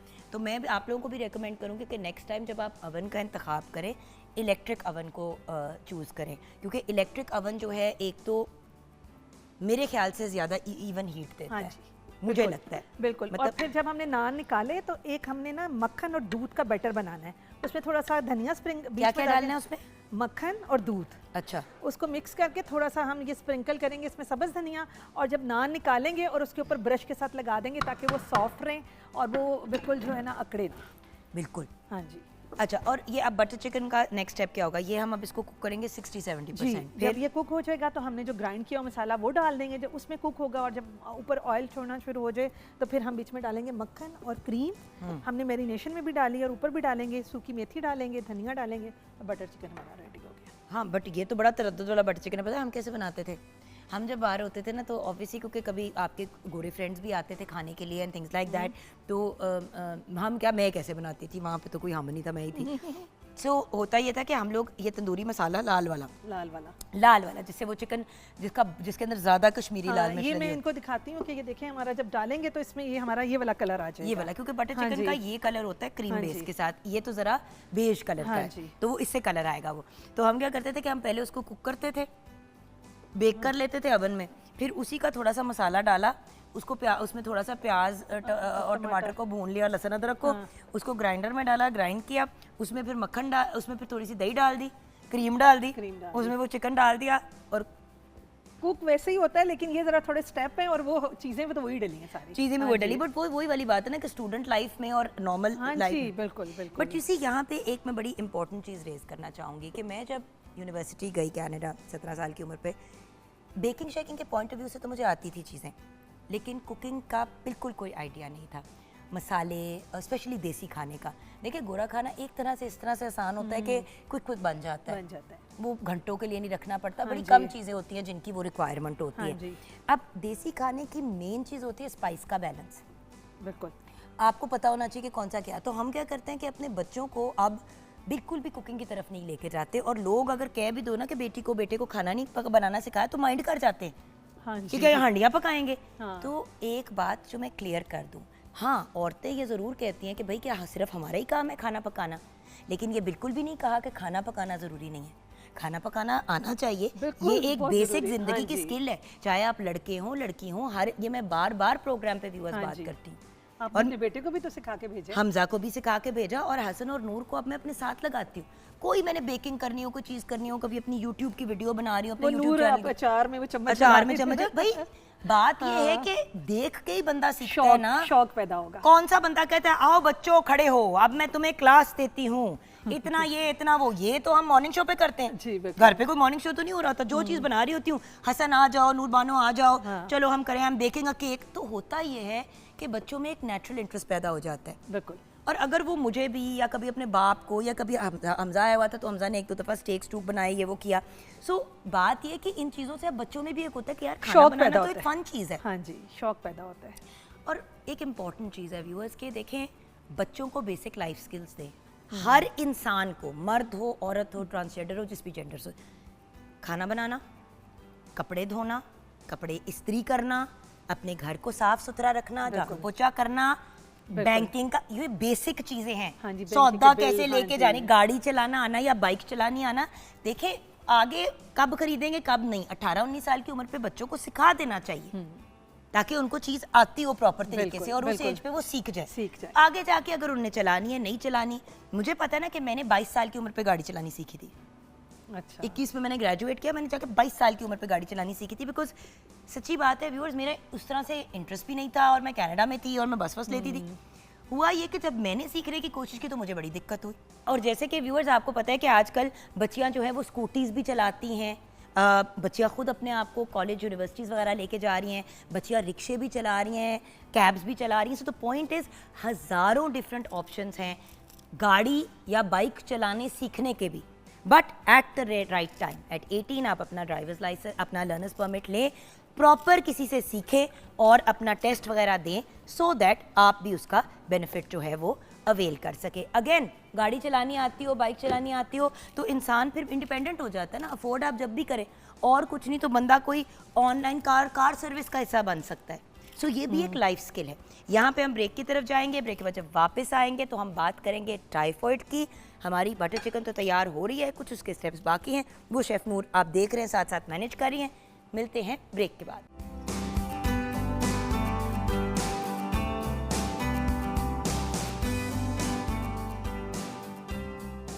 Welcome back from the break viewers. बहुत बातें हो गई चुगलियों की, गिबत की और नेगेटिविटी की। अब हम बात करेंगे एक डरावनी सी बीमारी की। अनफॉर्चुनेटली व्यूअर्स, हम एक ऐसे मुल्क में रहते हैं, अनफॉर्चुनेटली नहीं कि पाकिस्तान में रहते हैं, पाकिस्तान में रहना तो बहुत अच्छी बात है, लेकिन एक ऐसे मुल्क में रहते हैं जो बड़ा ट्रॉपिकल है। तो यहाँ पे बीमारियाँ भी ज़्यादा होती हैं। डेंगू की बात कर लो, मलेरिया की बात कर लो, फिर अगर गैस्ट्रो की बात करें तो हेपेटाइटिस से लेके, टाइफाइड से लेके, गैस्ट्रोएंटेराइटिस से लेके पता नहीं क्या क्या चीज़ें हैं। वायरल इन्फेक्शंस भी बहुत होती हैं, बैक्टीरियल भी होती हैं। जहाँ पे हम चारों मौसम इंजॉय करते हैं, वहाँ पे फिर चारों मौसम के जो मामलात आते हैं और मसाइल आते हैं, वो भी हमें डील करने पड़ते हैं। हमारी गवर्नमेंट ने बहुत ब्रिलियंट सिस्टम बनाया है हिफाजती टीकों का, बाकी सब चीज़ों का, लेकिन बीमारी का बर वक्त इलाज करवाना या उसको होने से अवॉइड कर लेना ही सबसे अक्लमंदी का मेरे ख्याल से मुजाहरा है। हमारे साथ है डॉक्टर तारिक महमूद मियाँ, आप कंसल्टेंट फैमिली फिजिशियन हैं। अस्सलाम वालेकुम डॉक्टर साहब। जी वालेकुम अस्सलाम। डॉक्टर साहब, टाइफॉइड आजकल फिर बहुत ज़्यादा टाइफॉइड के बारे में सुन, इसको टाइफॉइड होगा, उसको टाइफॉइड, और बड़ी सीरियस, मतलब अस्पताल पहुंच रहे हैं लोग, इंट्रावीनस उनको एंटीबायोटिक्स की ड्रिपें लग रही हैं। बिल्कुल बिल्कुल। सो टाइफॉइड है क्या चीज़? बचपन से सुनते आ रहे हैं, और याद होगा आपको, छोटे होते तो कहते हैं टाइफॉइड कॉलरा का टीका लगवाना है। तो क्या टाइफॉइड और कॉलरा एक ही चीज़ है? ये ज़रा एक्सप्लेन कीजिएगा। दो चीज़ें जो मुश्तरक इनमें हैं वो ये है कि ये दोनों वाटर बॉर्न डिजीज़ हैं। पानी में, पानी से, साफ़ पानी अगर आप नहीं लेंगे। हमारे मुल्क में प्रॉब्लम ये है कि सीवरेज और जो साफ़ पानी की लाइनें हैं वो पुरानी हो चुकी हैं और वहाँ पे लीकेज है, और लीकेज की वजह से जो सीवरेज का पानी है वो पीने वाले पानी में मिक्स हो जाता है। सेकेंडली जो रीज़न है वो ये है कि हमारे यहाँ टाइफाइड का मतलब है हाई ग्रेड फीवर, लिटरली, मतलब इसका मीनिंग जो है, मतलब ही है, उसका मतलब है हाई ग्रेड फीवर। ठीक है जी। अच्छा, अब ये एक वाटर बॉर्न डिजीज़ है, और ये फूड से बेसिकली आपके अंदर जरासीम जाते हैं और आपके इंटेस्टाइन में वो मल्टीप्लाई करते हैं, और फिर सारे सिम्टम जो तेज़ बुखार होना, उसके बाद हेडेक होना, पेट में दर्द होना, इवन खांसी हो जाना, मोशन भी हो सकते हैं, कॉन्स्टिपेशन भी हो सकती है। ठीक है जी। और उसके बाद इसकी आगे कॉम्प्लिकेशंस हैं। अब ये है कि आपने पूछा कि हैज़े में और इसमें क्या फ़र्क है। जो विब्रियो कॉलरा है वो कॉलरा का एक जरासीम है, और साल्मोनेला टाइफाइड जो है वो टाइफाइड का जरासीम है। दोनों मुंह के रास्ते दाखिल हैं। कॉलरा में ये है कि non stop rice water stools निकलते जाते हैं, आपके कंट्रोल में नहीं होते, और पेशेंट बड़ी जल्दी डिहाइड्रेट होता है। उसमें इतना फीवर नहीं होता, लेकिन टाइफाइड में ये फीवर इसलिए भी नहीं हो सकता ना कि आपके सिस्टम में ही कुछ नहीं होता। बिल्कुल। तो जब आपका इतना लो ब्लड प्रेशर हो जाएगा तो फीवर किधर से बिल्कुल होगा? बिल्कुल। और कोल्ड क्लाइमेट स्किन हो जाती है, बिल्कुल ठंडे आप पड़ जाते हैं, बीपी इंतहाई लो हो जाता है। उसमें ये आम मोशनों से फ़र्क है कॉलरा जो है। इसमें हॉस्पिटलाइजेशन बड़ा ज़रूरी है। सर, एक ही टीका क्यों होता है टाइफाइड कॉलरा का? नहीं, इसका डिफरेंट है, इसकी वैक्सीन डिफरेंट है। अच्छा। कॉलरा की अलग है। और ये है कि पाकिस्तान में वाहिद मुल्क है पूरी दुनिया में जहाँ पे रूटीन इम्यूनाइजेशन टाइफाइड की शुरू की गई, क्योंकि हैदराबाद में जो ड्रग रेजिस्टेंट टाइफाइड था वो 2016 में हुआ, जिसमें बहुत ज़्यादा वो फैल गया और पूरे सिंध में फैल गया। उससे ये था कि जितनी नॉर्मल रूटीन की मेडिसिन थी वो नहीं काम कर रही थी। बट डॉक्टर साहब, उसमें हमारी एज ह्यूमन बीइंग्स भी तो ये फॉल्ट है ना कि हम जिस तरह से एंटीबायोटिक का इस्तेमाल करते हैं इस मुल्क में, लोग जिस तरह चने खाते हैं उस तरह हम लोग पेन किलर और एंटीबायोटिक इस्तेमाल करते हैं। बाहर के ममालिक में, मैंने एक अरसा अपनी ज़िंदगी का बाहर भी गुजारा, मेरा बच्चा भी बाहर पढ़ता है, और मैं जब भी बाहर जाती हूँ, ज़रा सा जुकाम खांसी हो, डॉक्टर, अव्वल तो डॉक्टर की अपॉइंटमेंट के लिए वेट करो, ये वो वटेवर, डॉक्टर पे गए, वो आपको कभी भी सबसे पहले एंटीबायोटिक नहीं देंगे। ये आपने इतनी पते की बात की है। तो ड्रग रेजिस्टेंट इसीलिए तो है क्योंकि ड्रग रेजिस्टेंट क्या कि वो दवाई को कुछ मान ही नहीं रहा जिस्म आपका, इसलिए नहीं मान रहा क्योंकि आपने इतनी दफ़ा उसी दवाई को अपने सिस्टम में बेजा डाल दिया है कि आपकी बॉडी का वो हिस्सा बन चुका है। आप अंदाज़ा करें कि शुरू में 300-400 रुपए की दवाई से टाइफाइड का इलाज हो जाता था। अब जो ड्रग रेजिस्टेंट टाइफाइड है, 2 दवाइयाँ रह गई हैं और वो 1 लाख से ऊपर का खर्चा हो जाता है अगर प्रॉपर ट्रीटमेंट करें। तो ये क्यों हुआ है? ये हमारी सेल्फ मेडिकेशन की वजह से। ओवर द काउंटर आप मेडिकल स्टोर पे जाएं, आप जितने मर्जी एंटीबायोटिक लेना चाहें, इंडिकेशन है नहीं है, डोज पूरी है नहीं, ड्यूरेशन पूरा है नहीं, आप लेके हमारे एक ये रिवाज है कि 104 बुखार है ना, कल अगर नीचे आ गया ना, हमने दवाई छोड़ देनी है, ठीक है ना, कंप्लीट ट्रीटमेंट कोर्स करना ही नहीं हमने। उसकी वजह से ये ख़राबी हुई है कि टाइफाइड जैसी जो कि बड़ी आम हमारे यहाँ मर्ज़ है, साउथ ईस्ट एशिया में बांग्लादेश, इंडिया, पाकिस्तान, ये वाहिद मुल्क हैं जो जहाँ पे रेशो बहुत ज़्यादा है। इवन 1 लाख अगर पॉपुलेशन है तो हमारे यहाँ तो 21-22 हज़ार तक केस चले गए थे। डॉक्टर साहब मेरी अपनी मैंने ऐसे अजीबोगरीब केसेस देखे। मेरी एक दोस्त है, वो अपने उसका बेटा जब लास्ट ईयर, मेरा भी बेटा बाहर गया पढ़ने के लिए, तो वो भी उसका भी बेटा जा रहा था, तो मैं उसके पास बैठी थी, हम लोग दोनों सुख दुख कर रहे थे। मेरा बेटा चला गया था, मैं बैठ के उससे बात करी, ये वो तो बहुत बातें करी, तो एकदम से ना उसने इतना बड़ा एक थैला उठाया, आपको पता होगा मैं क्या कहने वाली हूँ। वो इतना बड़ा थैला उठाया और उसने खोल के जब चीज़ें रखनी शुरू की, दवाइयाँ, मेरा तो वो कहता है पंजाबी में तरा निकल गया। मैंने कहा अल्लाह माफ़ी दे, बेटे को कुछ हुआ है? कहती है नहीं नहीं, वहाँ पे तुम्हें पता है एंटीबायोटिक तो देते नहीं है। तो उसने 5 मुख्तलिफ किस्म की एंटीबायोटिक्स के 4 डब्बे और शीशियाँ रखी, स्टेरॉयड उसमें रखा हुआ, steroid nasal spray, steroid air drops, steroid eye drops. मैंने कहा बाजी तुसी की कर रहे हो? कहती है यार जुगन वहां पे मिलती नहीं है। मैंने कहा किसी वजह से नहीं मिलती है, तो हम तो पाकिस्तान से उठा के ऐसे मुल्कों में दवाइयां लेके जाते हैं जहां ले जानी बनती नहीं है। एग्जैक्टली बाहर के मुल्कों में वो सही कर रहे हैं, हम उनको गलत राह पे लगा रहे हैं। वो सही कर रहे हैं। वो एंटीबायोटिक हमारे यहाँ ज़रा गला ख़राब हुआ, हालांकि 80-90% वो वायरल इन्फेक्शन होता है, उसमें एंटीबायोटिक की ज़रूरत ही नहीं होती। हम उसमें भी एंटीबायोटिक ले, खांसी होगी एंटीबायोटिक्स, ज़रा सी कोई तकलीफ़ होगी, मतलब कि फ़ीवर जो है वो साइन नहीं है कि आपको एंटीबायोटिक की ज़रूरत है। वो वायरल भी हो सकता है, वो बाकी भी कई किस्म के जरासीम हैं, इवन ऑटो इम्यूनिटी से फ़ीवर हो सकता है। तो हर फीवर में एंटीबायोटिक देना, एक तो ये नंबर 1 ज़्यादती। दूसरी ये है कि अगर प्रॉपर उसका देख के कि यहाँ पे कौन सा एंटीबायोटिक इंडिकेटेड है और उसकी कितनी डोज चाहिए और कितना ड्यूरेशन चाहिए। अब ये है कि हमें डर ये है कि वेस्ट जहाँ पे मेडिसिन बनती हैं, रिसर्च होती है, वो एंटीबायोटिक नहीं बना रहे, और हमारे पास अगर ये टूल ख़त्म हो गया, ये हथियार ख़त्म हो गया, तो हमारे तो मरीज़ इन्फेक्शन से मर रहे होंगे और हमारे पास कोई टूल ही नहीं होगा कि हम उसको कंट्रोल कर सकें। ये एंटीबायोटिक रेजिस्टेंस इंतहाई ख़तरनाक किस्म की चीज़ है अगर हमने इसको कंट्रोल ना किया। तो सबसे पहले तो हम ये बात इसलिए करना चाह रहे थे व्यूअर्स, क्योंकि अभी हम बात तो करेंगे कि टाइफाइड में एंटीबायोटिक की ज़रूरत पड़ती है या दवाई की ज़रूरत पड़ती है, लेकिन जब आपने छोटे से ज़ुकाम के लिए, खांसी के लिए, बच्चा ज़रा सा ठुस ठुस कर रहा है, अब जैसे आज की बात बताती हूँ भैया, मेरी बेटी सुबह उठी, नूर थोड़ा सा उसका माथा गर्म था, फ़ौरन मेरी बहन ने कहा इसको वो जो पैरासीटामोल जो होती है बच्चों वाली, वो वाली दे दो। मैंने आपा को कहा 1 मिनट आपा, अभी उठिए देख लेते हैं। 10 मिनट के बाद उसका बिल्कुल टेम्परेचर नॉर्मल था।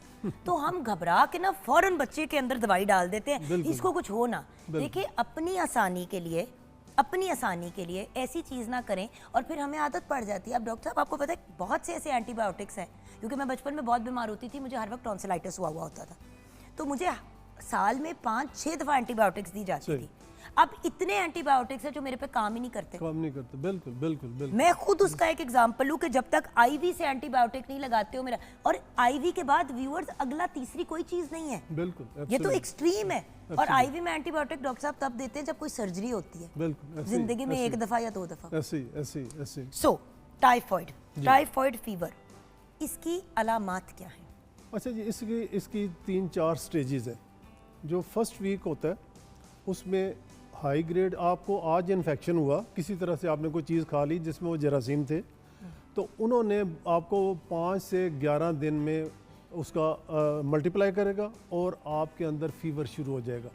और इसको स्टेप लैडर कहते हैं कि आज इतना है, कल इतना, परसों इतना, तरसों इतना, मतलब आहिस्ता आहिस्ता ये बढ़ता जाता है, 104 105 तक चला जाता है।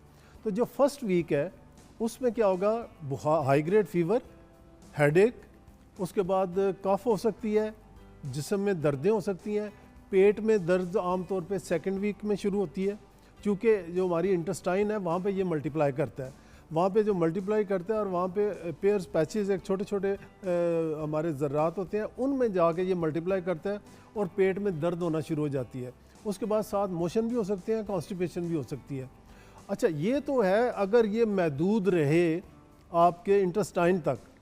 अगर ये चला गया दिमाग में तो एनकेफ्लाइटिस होता है, जिसमें आपको आप बेहोश हो सकते हैं और आपको फिट्स पड़ सकते हैं, यानी झटके लग सकते हैं।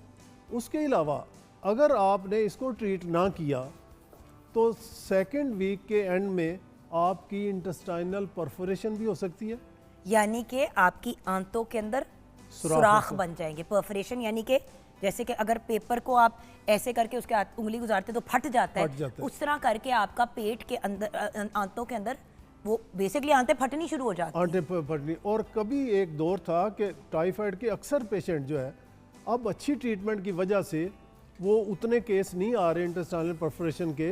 ब्लीडिंग हो सकती है, आपको ब्लैक स्टूल आ सकते हैं, आपको मुंह के रास्ते ब्लीडिंग आ सकती है। अच्छा, इसमें जो चीज़ बड़ी ज़रूरी है कि अगर प्रॉपर ट्रीटमेंट फर्स्ट वीक से ही शुरू कर दिया जाए तो वो बड़ा इफ़ेक्टिव रहता है, आप इन चीज़ों से बच सकते हैं।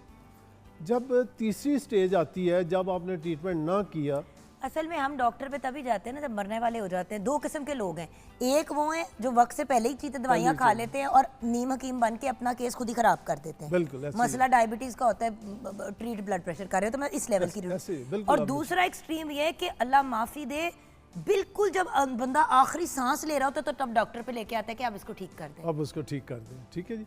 अच्छा, इसमें जो एक ख़राबी है जो कम्युनिटी के लिए है, वो ये है कि बुखार आपका ठीक भी हो गया, आपने प्रॉपर ट्रीटमेंट नहीं की, तो ये गॉल ब्लैडर में पित्ता जो आपका है उसमें जाके ये बैठ जाता है और आपको दूसरों को इन्फेक्ट करते जाते हैं। एक न्यूयॉर्क में एक खातून थी जो कि कुक थी, उनको उसका नाम ही टाइफाइड मैरी पड़ गया, मैरी उसका नाम था और टाइफाइड मैरी पड़ गया। उससे पता चला कि वो खाना बनाती थी, हाथ नहीं धोती थी, वो खाना जो लोग खाते थे उनको आहिस्ता आहिस्ता टाइफाइड होना शुरू हो गया। और उस एक खातून की वजह से इतना टाइफाइड फैला कि वो एक पेंडेमिक बन गया न्यूयॉर्क में। अच्छा, उन्होंने एक दफ़ा उसे क्वारंटाइन किया, यानी अंदर उसे रोक लिया कि आपने बाहर नहीं आना और खाना नहीं पकाना। अच्छा, वो कहे कि मैं तो बीमार नहीं हूँ, उसने दोबारा शुरू कर दिया, तो वो तकरीबन 3000 उस ज़माने में 1880 में इतने पेशेंट हो गए और उसमें कईयों की डेथ हो गई, काफियों की डेथ। जी जी। और उसको फिर उन्होंने परमानेंट अंदर छोड़ दिया, उसने कहा कि आज के बाद आपने कुकिंग नहीं करनी। ठीक है जी। इसी तरह हमारे यहाँ क्या ट्रेंड है कि लोग वॉशरूम जाते हैं, साबुन से हाथ नहीं धोते, ठीक है जी, और फिर वो कर रहे होते हैं, सलाद बना रहे हैं, बाकी खाने पीने की चीज़ें कर रहे हैं, मिल्क प्रोडक्ट्स उनको हैंडल कर रहे हैं, सलाद, वो रायता और ये सबसे ज़्यादा सोर्स है फैलने का। और डॉक्टर साहब, उसके साथ साथ एक और चीज़, आपने सैमोनेला समथिंग कहा, तो सैमोनेला पॉइजनिंग भी तो होती है, वो तो किचन से ही स्टार्ट होती है, मुर्गी से। बिल्कुल, मैंने उसकी भी आपसे बात करनी है, बल्कि डॉक्टर साहब ऐसा करते हैं, हम ब्रेक की तरफ चलते हैं। ब्रेक के बाद जब वापस आएंगे तो सैमोनेला पॉइजनिंग क्या है, क्या ये भी टाइफाइड की कोई बहन भाई, फूफो चाची, रिश्तेदार है, ये हम डिस्कस करेंगे ब्रेक के बाद। Welcome back from the break viewers. हमारे साथ the very brilliant and very well spoken consultant family physician doctor Tariq Mahmood Mian हैं। डॉक्टर साहब, हम टाइफाइड की बात कर रहे थे, टाइफाइड फीवर की, आपने उसमें सैमोनेला की बात की थी, तो ये सैमोनेला पॉइजनिंग भी क्या टाइफाइड की बहन है? बेसिकली और ये होता कैसे है? साल्मोनेला जो है एक क्लास है बैक्टीरिया की, इसके आगे फिर डिफरेंट टाइप्स हैं। अच्छा, जो साल्मोनेला पॉइजनिंग है ना, ये जस्ट लाइक फूड पॉइजनिंग, ये साल्मोनेला की एक टाइप है जो कि फूड में होती है और आपने उसे प्रॉपरली वॉश ना किया, जितना भी मीट आ रहा है, पोल्ट्री आ रही है, सब्जियां आ रही हैं, सैलड आ रहा है, जितनी चीज़ें, उसको अगर आपने प्रॉपर सही वाले पानी से और प्रॉपरली उसको वॉश ना किया, और जो वॉश कर रहा है उसने अपने हाथ प्रॉपरली पहले ना धोए। क्योंकि लोग पता है क्या करते हैं भैया, खाना शाना सारे सलाद सलूद एक एक चीज धो के रखी, बाथरूम गए, बच्चे को भी वॉशरूम कराया, खुद भी किया, ये वो वापस आए, बच्चे के हाथ धुला दे, अपने हाथ धोने भूल गए और आए और करना शुरू कर दिया। अब आपने सारी चीज सही की है, बट आपके अपने हाथ जो हैं वो इतने जरासीम कैरी कर रहे हैं कि जब आप उसे अब देखें ना, सलाद तो पकता भी नहीं है। जी बिल्कुल बिल्कुल, पकने वाली चीज जो है, जो गर्म हो जाती है, जिसको बॉयल कर लेते हैं, उसमें जरासीम मर जाते हैं कुछ हद तक डॉक्टर साहब। जी जी, कुछ हद तक, बिल्कुल एब्सोल्युटली नहीं। लेकिन यह है कि जो अपना दूसरी चीज़ें हैं जो कि कुक नहीं की हुई रॉ है, उसमें जरासीम जो है वो रहेंगे और वो आगे आपको ट्रांसफ़र हो जाएंगे। और दूसरे मुल्कों में तो ये है कि जितने भी होटल्स में काम कर रहे हैं, रेस्टोरेंट्स में काम कर रहे हैं लोग, उनका टेस्ट होता है कि आया ये जरासीम एक्सक्रीट तो नहीं कर रहे, चाहे उनको बुखार है या नहीं है। सही। तो एक तो हमारे यहाँ ये ज़रूर होना चाहिए। मैं अमेरिका गया, हर बाथरूम में लिखा हुआ था कि रेस्टोरेंट्स में कि आपने साबुन से हाथ धोने हैं, ठीक है जी। हमारे यहाँ ये ट्रेंड ही नहीं और है। आपको पता है बाथरूम्स में कोविड के बाद स्पेशली सैनिटाइजर भी लगे होते हैं, साबुन भी लगा होता है। पहले होता था कि टॉवल्स लोगों ने बड़े रेस्टोरेंट्स में लगाए हुए थे, अब कोई टॉवल टूवल नहीं होता। आपके पास डिस्पोजेबल पेपर होता है, डिस्पोजेबल वो होता है, आप उससे साफ करें या उससे ड्राई कर ले अपने हाथ, बस। और सारे ऑप्शंस आपको वो बाथरूम में देते हैं कि खुदा का वास्ते किसी तरह धो के निकलो हाथ। अच्छा मैम, एक चीज़ हुई कोविड में, एक अच्छी बात हुई कि कोविड में हमने हाथ धोना बड़ा सीख लिया था और भूल भी गए सर जी और उस वक्त वैसे टाइफाइड नीचे आ गया था, ठीक है। अब ये है कि जो बहुत ज़्यादा जो लोगों को बताने वाली चीज़ है कि इससे बचने का, क्योंकि आपको कोई पता नहीं कि आपको जो जरासीम लगा है वो ऑलरेडी मल्टी ड्रग रेजिस्टेंट जरासीम है। इसकी वैक्सीन अवेलेबल है, आप बच्चों को भी और बड़ों को भी। अच्छा, लेकिन डॉक्टर साहब कब, मतलब कितनी दफ़ा लगती है? एक दफ़ा जिंदगी में? इसमें नहीं, इसमें एक पहले तो 2 साल का लगता था। 1 साल वाली भी है, 2 साल वाली और 3 साल वाली भी है, तीनों अवेलेबल हैं, ठीक है जी। और बच्चों में तो ये है कि उन्हें अपना 9 मंथ से लेके 15 ईयर तक गवर्नमेंट ने फ्री लगाए। डॉक्टर साहब, मैं अपने बेटे को फॉर एग्जांपल लगाया था 2 साल वाला इंजेक्शन। जी जी। हमजा को फिर भी टाइफाइड हो गया था। अच्छा, इसमें ना आपकी क्योंकि लोग अक्सर ये कहते हैं ना कि आपने अगर हिफाजती टीके लगा दिए तो फिर आपको वो बीमारी होनी नहीं चाहिए थी, तो ये भी बात क्लियर कर दें। 100% नहीं होती, प्रोटेक्शन हमेशा 90-95% होती है और शिद्दत कम हो जाती है। जी, शिद्दत कम होती है, ये बिल्कुल एब्सोल्युटली, ये आपके इसलिए कि उनमें इम्यूनिटी डेवलप हो जाती है उस जरासीम के ख़िलाफ़। और अगर आप इम्यूनाइज नहीं है तो आपका रिस्पांस जो है वो बहुत ज़्यादा हाई होगा। और अगर आप आपकी प्रोटेक्शन 100% नहीं भी है, 90% भी है, तो आप में जो सेवेरिटी ऑफ डिजीज़ है वो बहुत कम होगी। आपको एक बात बताओ, क्योंकि मैं ये बात क्यों की, क्योंकि जब मैं डॉक्टर शहजाद के पास जब मैं अपने हमजा को लेके गई, मैं खुद सोचे 7 मंथ्स प्रेग्नेंट अपने बेटे हसन के साथ, हमजा बुखार में तप रहा, समझ नहीं आ रही मैं क्या करूँ। उस बच्चे को ले के मैं शावर में बैठ जाऊँ बार बार। आप सोचे मेरी अपनी कंडीशन ऐसी कि मैं बेड रेस्ट पे, और थी भी, मुझे प्लेसेंटा प्रीविया था तो मैं भी बेड रेस्ट पे। अच्छा। और फैसल गया हुआ पेरिस काम करने के लिए, वो उनके वहाँ पे केस था। डॉक्टर साहब, मैं हमजा को लेके मैं डॉक्टर साहब ने रो, मैंने कहा डॉक्टर साहब मैंने इसको लास्ट ईयर लगवाया था इंजेक्शन। तब मुझे डॉक्टर साहब ने ये बात की कि जुगन शुक्र करो कि इसको लगा हुआ था, इसलिए इतनी ज़्यादा इसको सवियर हुआ टाइफाइड, बट इतना नहीं हुआ। कहते हैं जुगन इस वक्त तुम जाके देखो अस्पताल में हर कमरे में हर वार्ड में बच्चे पड़े हुए हैं। और ये कुछ 5-6 साल पुरानी बात नहीं, हसन अब 8-9 साल का होने वाला है, तो 9 साल पुरानी बात है। अच्छा। डॉक्टर साहब मेरी जान निकल गई थी, हमजा का इतना तेज बुखार चढ़े तो कि आंखें उसकी पीछे जानी शुरू हो जाएं। एब्सोल्युटली। अच्छा, एक तो ये है कि हमारे यहाँ इसमें बाज़ का इतना जब तेज़ बुखार हो तो सर्दी लग रही होती है, लोग क्या करते हैं उसके ऊपर मज़ीद गर्म कपड़े कि जी सर्दी लग रही है। जब भी तेज़ बुखार है, चाहे वो सर्दियों का महीना हो, चाहे जितनी मर्जी बात बर्फ़ पड़ रही हो, आपने ताज़े पानी की पट्टियाँ जो है कोल्ड स्पंजिंग वो करनी है उसकी। और उसका तरीका यह है कि हेड टू टो करनी है आपने, लोग सिर्फ माथे पे रख देते हैं छोटी सी पट्टी। भाई बेहतरीन तो है कि माथे पे रखें, गर्दन के पीछे रखें, पूरे armpits जिस्म पे में, आर्मपिट्स में हाँ, रखे ये। और अपने सारे उन एरियाज में रखे जहाँ पे हीट heat ज्यादा ज्यादा, जनरेट होती है। absolutely, और हाथ पांव तो जरूर पानी में डालें ठंडे में, बिल्कुल। क्योंकि आपका टेम्परेचर नीचे आ रहा बिल्कुल, है। बिल्कुल। लेकिन डॉक्टर साहब मुझे सबसे पहले बताएं कि किसी को टाइफाइड है कैसे पता चलेगा, अस्पताल कब लेके जाएं? वही वाली बात है ना कि घर पे कौन सी ऐसी चीज़ें अगर किसी बच्चे को या बड़े को हो रही हो तो फ़ौरन डॉक्टर से रुजू करना चाहिए ताकि तशखीस टाइमली हो जाए। बिल्कुल एब्सोल्युटली सही कहा आपने। अच्छा, बुखार मुख्तलिफ़ किस्म के होते हैं, शुरू में तकरीबन मिलते जुलते होते हैं, आपको नहीं अंदाज़ा होता, लेकिन ये है कि बाज़ का आप हिस्ट्री से पता कर लेते हैं कि हफ्ता 10 दिन पहले कोई बाज़ार से चीज़ तो नहीं खाई, और दूसरा ये है कि इसमें हाई ग्रेड फीवर होता है, बहुत तेज़ बुखार, बहुत तेज़ बुखार होता है, 104 तक होता है, और उसके बाद पेट में दर्द और कमज़ोरी इंतहा की हो जाती है, वॉमिटिंग हो जाती है, बाज़ का हेडेक बड़ी सीवियर किस्म की होती है, और पेशेंट ना देखने से ही पता चल जाता है कि ये जो है काफ़ी सिक पेशेंट है। तो जब भी तेज़ बुखार हो आपको घर नहीं, आपको डॉक्टर को ज़रूर दिखाना चाहिए। देखिए बुखार 2 दिन तक अगर बच्चों को हो तो डॉक्टर्स यही कहते हैं कि घर पे मॉनिटर कर लें, लेकिन अगर बहुत तेज बुखार हो रहा है तो 2 मिनट भी ना वेट करें। खुदा ना खास्ता कोई और मेजर उसकी वजह से कोई कॉन्ट्रडिक्शन हो सकती है, कोई बच्चों। और दूसरा ये है कि जितनी अर्ली ट्रीटमेंट आप करेंगे उतना ही जल्दी। अच्छा, मैं ट्रीटमेंट की तरफ से थर्ड जाऊंगी। अब मुझे सेकेंडली आप ये बताएंगे कि ये इंडिकेशंस हुई डॉक्टर पे ले आए, अब इसकी तशखीस कैसे की जाएगी? बिल्कुल, क्योंकि लोग कहते हैं कि टाइफाइड का टेस्ट वो ठीक नहीं होता, ये नहीं होता, वो नहीं होता। इसमें ना एक पुराना टेस्ट होता था, उसको विडाल टेस्ट कहते थे। जी, अब गवर्नमेंट ने वो बैन कर दिया, स्टिल कई लेबॉर्ट्रीज और कई डॉक्टर्स भी कर रहे हैं, गलत है। विडाल टेस्ट जो है वो आपको इतनी इन्फॉर्मेशन बिल्कुल नहीं देता, इसलिए इसको बैन किया गया।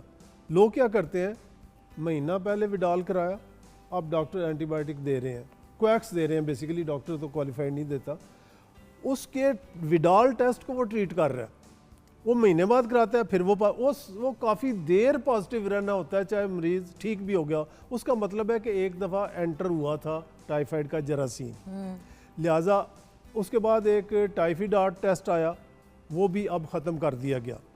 अब सिर्फ स्टैंडर्ड गोल्ड स्टैंडर्ड टेस्ट है, वो है ब्लड कल्चर। ब्लड कल्चर वो आपने, अच्छा उसमें क्या है, उसमें आपको ये भी पता चल जाता है कि एंटीबायोटिक भी कौन सी एंटीबायोटिक जो है कल्चर। डॉक्टर साहब आप लोगों के साथ रह रहे कि मैं भी आधी डॉक्टर मैं कहता हूँ आप पूरी डॉक्टर हो। मैं आपका रिसर्च स्टूडेंट हूँ। माशाल्लाह माशाल्लाह। अच्छा, वो कल्चर से आपको, अच्छा उसमें एक बड़ी जो ज़रूरी चीज़ है ना कि कल्चर तब आता है जब आपने अभी एंटीबायोटिक शुरू ना की हो। तो लिहाजा अगर आपको हाई ग्रेड बुखार हुआ है तो पहले सवाए आप पहले, जैसे आपने कहा कि पहले तो वैसे वेट करें कि शायद हल्का फुल्का हो तो वैसे ही ठीक हो जाएगा। तेज़ हुआ है तो आपने पैरास्टामोल लेना है, बहुत तेज़ हुआ है तो आप डॉक्टर के पास जाएं ताकि वो कल्चर आपका ले ले। आपने एंटीबायोटिक पहले ले लिया तो कल्चर नहीं आएगा। बिल्कुल सही, ठीक है जी। लिहाजा ये इसका सीक्वेंस है। बाज़ केस होते हैं जो किसी तरह से डायग्नोज नहीं हो रहे होते, उसमें फिर क्या होता है कि बाज़ का हमें बोन मैरो, हड्डी के गुदा, उसका टेस्ट करना पड़ता है। ठीक है जी। रेयर केसेस में स्टूल एग्जामिनेशन करना पड़ता है, बाज़ का उसमें जरासीम आ रहे होते हैं और उसमें कैरियर का भी पता चल जाता है कि ये पेशेंट अगर ठीक भी हो गया है तो अगर उसके स्टूल में आ रहे हैं जरासीम, साल्मोनेला टाइफाइड, ट्रीटमेंट कंटिन्यू करनी है, उसको ट्रीटमेंट भी कंटिन्यू करना है जब तक। और वो अगर स्कूल में कोई टीचर, आप बीमार अगर नहीं भी हो रहे, आप कैरियर ही हैं सिर्फ, जैसे कि आपने अभी वो टाइफाइड मेरी का बताया, प्रॉब्लम ये है कि फिर आप फैला रहे हैं, तो ना तो आपने बीमारों में अपना शुमार कराना है और ना ही बीमार करने वालों में अपना शुमार करना है। बिल्कुल बिल्कुल बिल्कुल। और उसमें आपके करीबी अजीज भी हो सकते हैं, दूसरे लोग भी हो सकते हैं। बिल्कुल। तो ये एक तो आपने आपको कैरियर, और पर्टिकुलरली वो लोग जो टीचर्स हैं स्कूल में, उनको अगर टाइफाइड, उन्होंने बच्चों को हैंडल करना है, किसी को मेड है, उसने कोई खाना देना है, कुछ करना है, तो इन लोगों को रेस्टोरेंट्स में जो काम कर रहे हैं इनको तो बिल्कुल कैरियर नहीं होना चाहिए। आम पब्लिक को भी नहीं होना चाहिए, लेकिन इन पर्टिकुलर इन लोगों को नहीं होना चाहिए क्योंकि। और देखे ना, बच्चे भी, जैसे छोटे बच्चे स्कूल जाते हैं, अब एक अगर बच्चा कैरियर है, वो बाकी इतने बच्चों के साथ स्कूल जा रहा है, लंच बॉक्स शेयर करते हैं, 100 चीज़ें करते हैं, तो स्कूल्स को भी बहुत इस चीज़ के बारे में विजिलेंट होना चाहिए, और माँ बाप को कि हैंड वॉशिंग और ये सारी चीज़ों के ऊपर, क्योंकि डॉक्टर साहब सीधी बात है, इलाज तो फिर डॉक्टर ने ही करना है। बिल्कुल सही है। तशखीस बर वक्त हो जाए बिल्कुल तो बेहतरीन है, और अगर इंसान 100% बच जाए तो उससे बेहतर क्या है। उससे बेहतर, और बचा जा सकता है डॉक्टर साहब, चीज़ें उबाल, अगर फॉर एग्जांपल छोटा सी बात है, हर बंदा जब वॉशरूम में जाके अपने दांत ब्रश करता है नलके के पानी से करता है, अगर आपको पता है कि आपके इलाके के अंदर जो नलके का पानी है वो साफ नहीं साफ आता, नहीं है, बिल्कुल। डेली आप वो पानी अपने मुंह में डाल के कुल्ली कर रहे हैं, तो मुझे बताएं कि जरा सी, अब मैं अपने बच्चों के जब उन्होंने दांत वांत ब्रश करने होते हैं तो उबला हुआ पानी या मिनरल वाटर का जो है वो बेहतरीन बॉटल तरीका, रखती हूँ कि बेहतरीन कुल्ली जब करनी है, वुजू के लिए भी जब कुल्ली वुज़ू करनी जो है ना, तो उसमें आपने उसमें इसे आपने करना। ये काम नहीं करना, क्योंकि अदरवाइज आप बाकी सारा पानी पीने वाला भी ठीक पी रहे हैं, आप सब कुछ कर रहे हैं, लेकिन ब्रश आप उस पानी से कर रहे हैं जो इन्फेक्टेड है, तो आपके अंदर जरासीम जाएंगे ही जाएंगे। तो डॉक्टर साहब आपका मैसेज हमारे व्यूअर्स के लिए क्या है? मेरा मैसेज ये है जी कि एक तो जैसे सर्दियों में आमतौर पे निमोनिया कॉमन है, गर्मियों में और बरसात के मौसम में वाटर बॉर्न डिजीजेज बहुत बढ़ जाती हैं। और भैया बरसात से जब आप सर्दी में भी जा रहे होते हैं, ये बड़ा एक अजीब सा टाइम होता है ना, बिल्कुल, ये तीनों बिल्कुल। टाइम। हाँ, इसमें यह है कि अगर आप अफोर्ड नहीं कर सकते कि आप मिनरल वाटर या दूसरा, तो आप जस्ट सिंपली उसको बॉयल करके रख लें और वो स्टरलाइज्ड हो जाएगा और वो पानी पिए। हैंड वाशिंग आप बच्चों से लेके बड़ों तक सबको सिखाएं कि जब भी टॉयलेट में जाना है साबुन से अच्छी तरह से, और नाखूनों के अंदर अगर अक्सर ख़वातीन ने नाखून बढ़ाए होते हैं मेरे देखे कभी आपको गंदे नहीं मिलेंगे, माशाल्लाह। क्योंकि हम अपनी किचन में भी अक्सर ये बात करते हैं, राइट शेफ नूर, कि हमेशा अपने किचन में, अपने बाथरूम में और अपने हैंड बैग के अंदर नेल ब्रश रखें। मुझे लंबे नेल्स का बहुत शौक है, मेरे पाँव के नेल्स के अंदर आप देख लें, मेरे हाथों के नेल्स के अंदर देख लें, कभी आपको मैल नहीं नजर आएगी। अगर रखनी, देखें, अगर अपनी फनकारियां पूरी करनी है तो फिर उसके तकाजे भी पूरे करें। बिल्कुल बिल्कुल उसकी। और दूसरी चीज़ ये है कि आपने सेल्फ मेडिकेशन नहीं करनी। गवर्नमेंट से एक रिक्वेस्ट है कि प्लीज़ एंटीबायोटिक का ओवर द काउंटर सेल इसको बैन किया ये जाए। बैन, और आपको पता है इस पे वर्किंग हो रही है सर। जी बिल्कुल डॉक्टर साहब, इस पे बहुत ज्यादा वर्किंग हो रही है, क्योंकि वही वाली बात ना, drug resistant typhoid, drug resistant ये, ड्रग रेसिस्टेंट वो, क्योंकि हम इतना ज्यादा एंटीबायोटिक को यूज कर चुके, जो हमने भी शुरू में बात की। बिल्कुल। So government is working on that. एक चीज़ ये, और दूसरा ये है कि जब तक डॉक्टर आपको कहे कोर्स पूरा करना है, सिर्फ ये नहीं है कि आज बुखार उतरा है तो साथ ही दवाई बंद, हर एंटीबायोटिक का एक कोर्स होता है, वरना वही जरासीम जो उस दवाई को सेंसिटिव है वो रेजिस्टेंट हो जाएगा और वो फिर पूरे एरिया में फैलेगा। ये अगर एहतियात कर लें तो मैं कहता हूँ, और वैक्सीन ज़रूर लगवाएं ताकि आप बच सकें, because prevention is always better than the cure. Thank you so much doctor साहब। व्यूअर्स, हम जाएंगे अब ब्रेक की तरफ, और जैसे कि आप जानते हैं रबीउल अव्वल की मुनासबत से आज हम बात करेंगे हिजरत मदीना पर। आप हमारे साथ रहिएगा।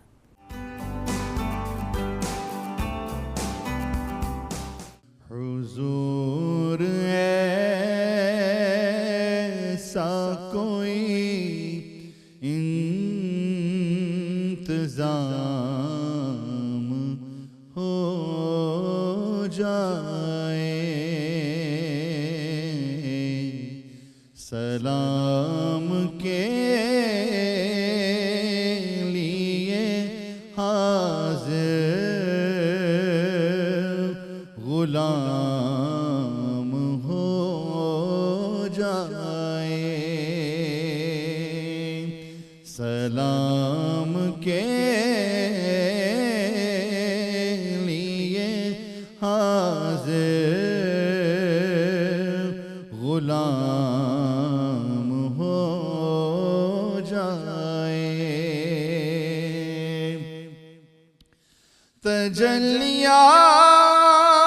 तजल्लियात से भर लूं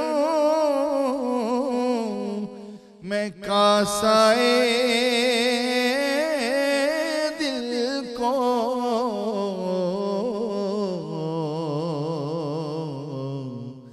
कभी जो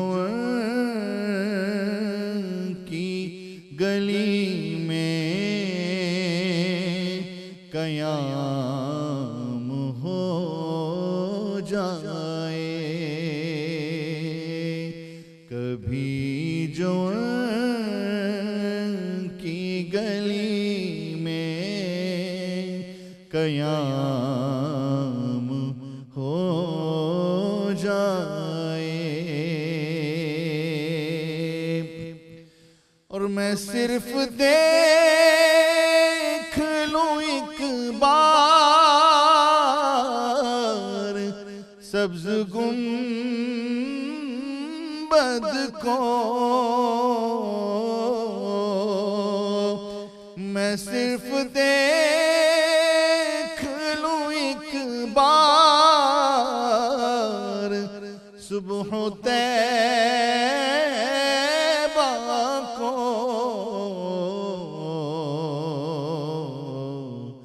बला से फिर मेरी दुनिया में शाम हो जाए। सलाम के लिए हाजिर गुलाम हो जाए। और हुजूर आप जो सुन ले तो बात बन जाए।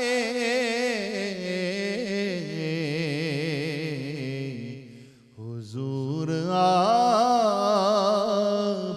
जो कह दें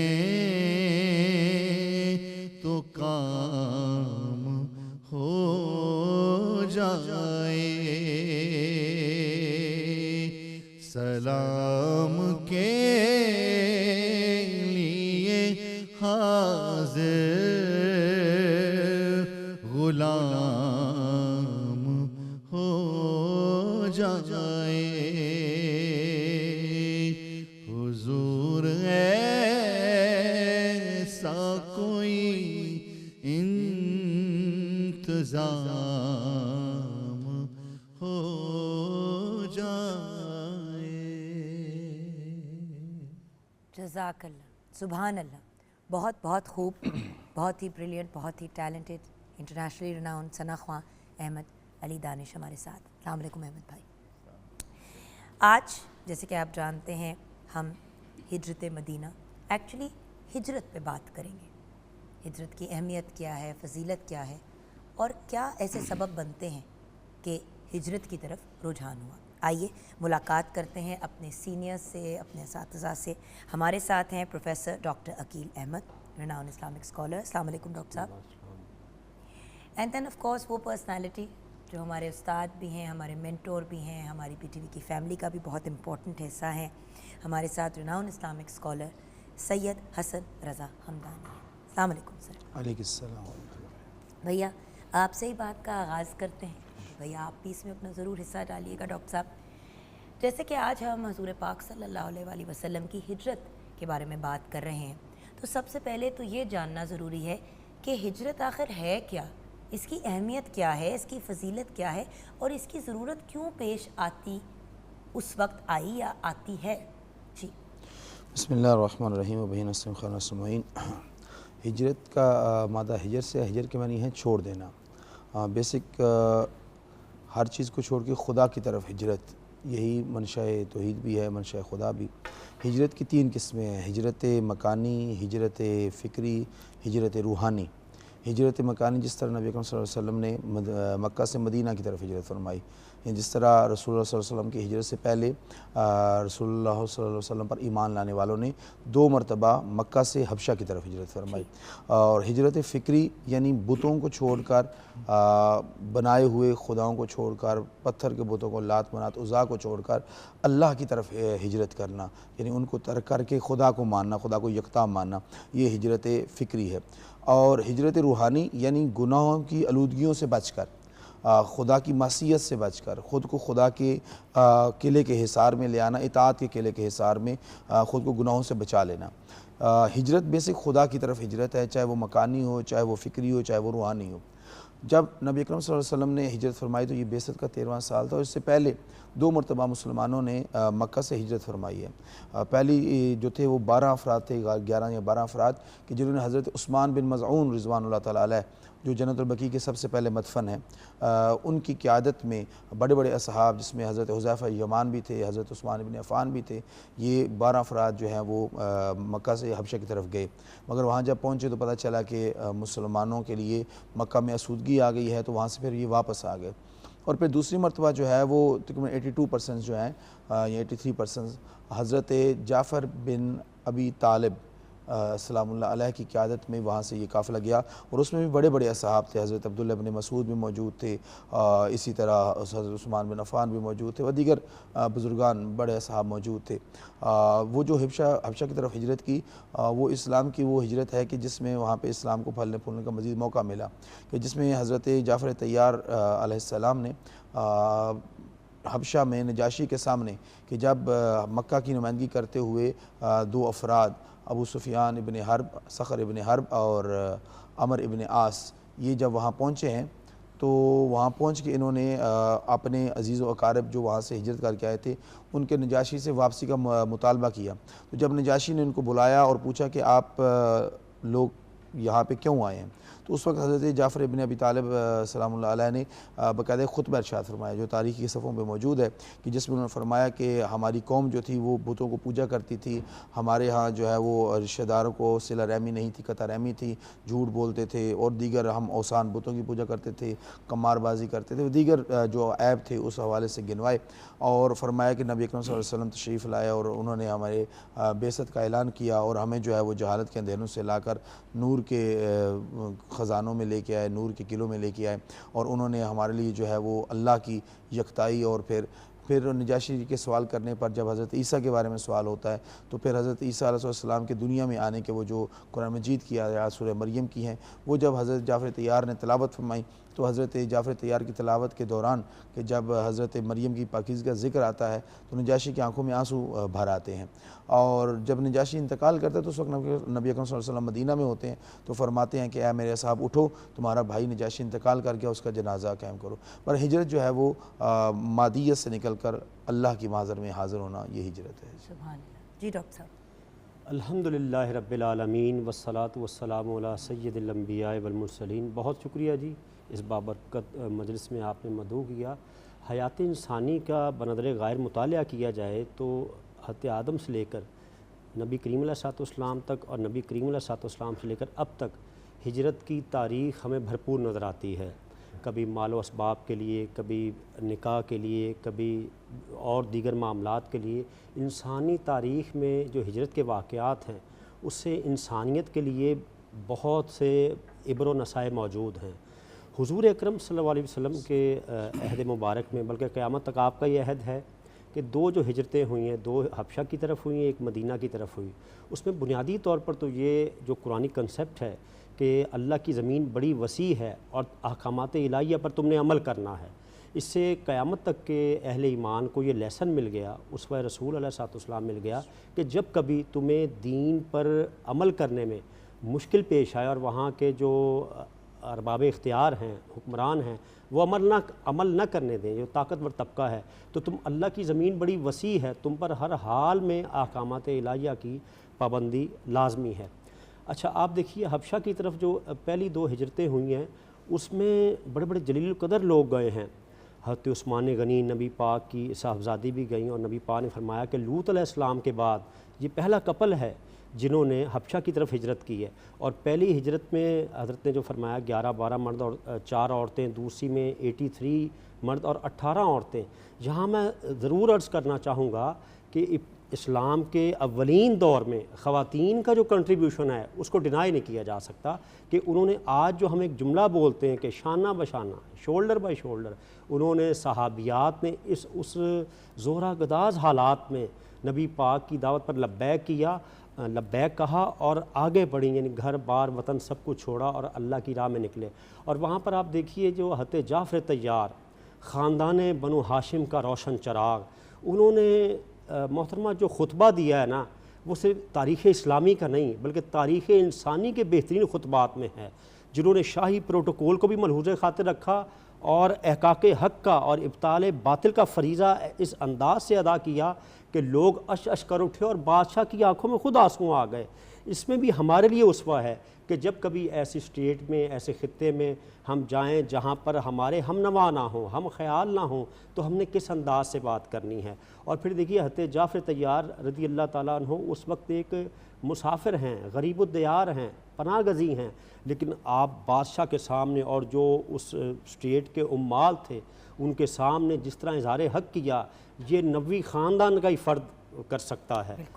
बिल्कुल। तो यहाँ पे हम ब्रेक की तरफ बढ़ेंगे, लेकिन ब्रेक की तरफ बढ़ने से पहले जल्दी से हम किचन में भी नज़र डालेंगे। जी शेफ नूर। जी, हमारा बटर चिकन बिल्कुल रेडी है, साथ हमने मिंट रायता और फ्रेश सैलेड सर्व की है। Amazing, thank you so much. यहाँ पे व्यूअर्स हम ब्रेक की तरफ जाएंगे। ब्रेक के बाद जब वापस आएंगे तो ऑफ कोर्स अपनी गुफ्तगू को कंक्लूजन की तरफ भी लेके जाना है, और हिजरत मदीना से हम क्या क्या सीख सकते हैं जो आज की दुनिया में आज भी अप्लाई करता है, इस सवाल को एड्रेस करेंगे ब्रेक के बाद।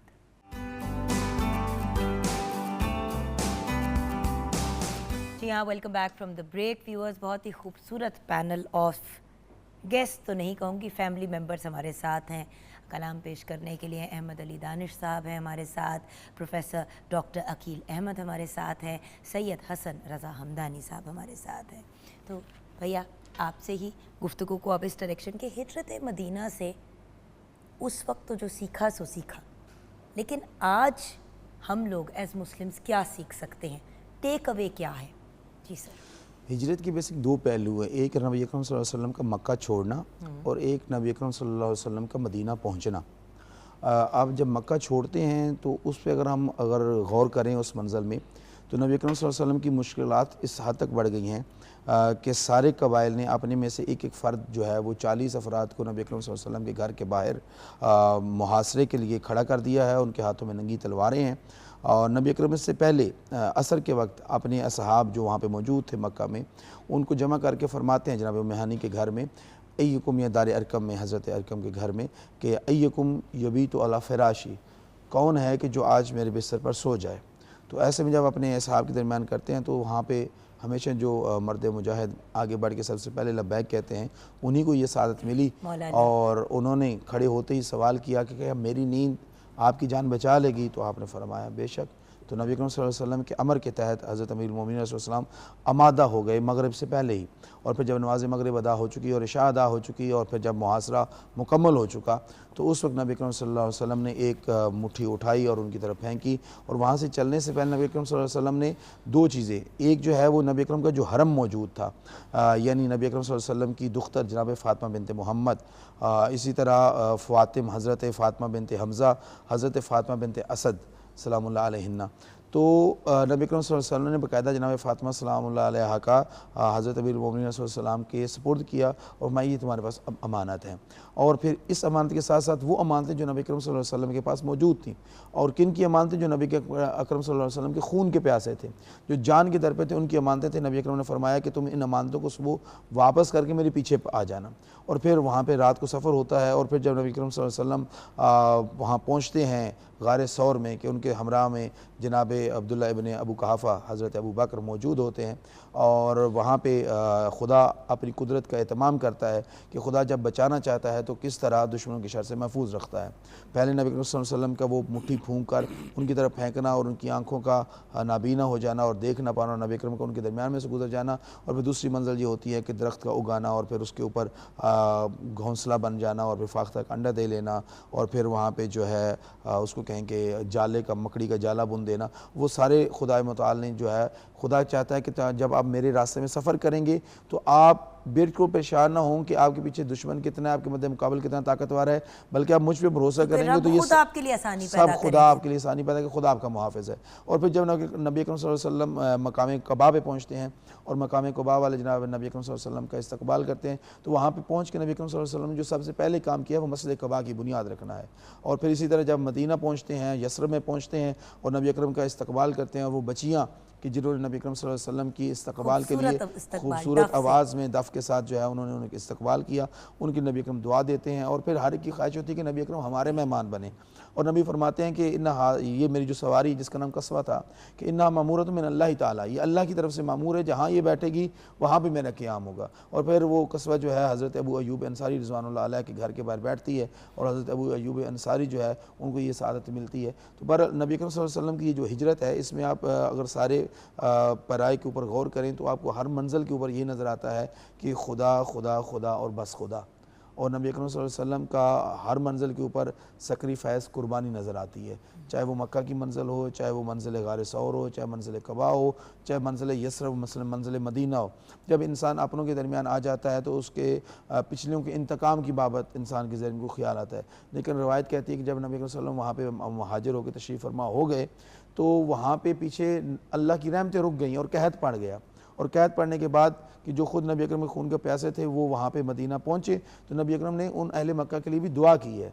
यानी नबी अकरम जो कि रहमत खुदा हैं और हमें उनके उसवे पे चलते हुए दूसरों के लिए आसानियाँ पैदा करनी चाहिए।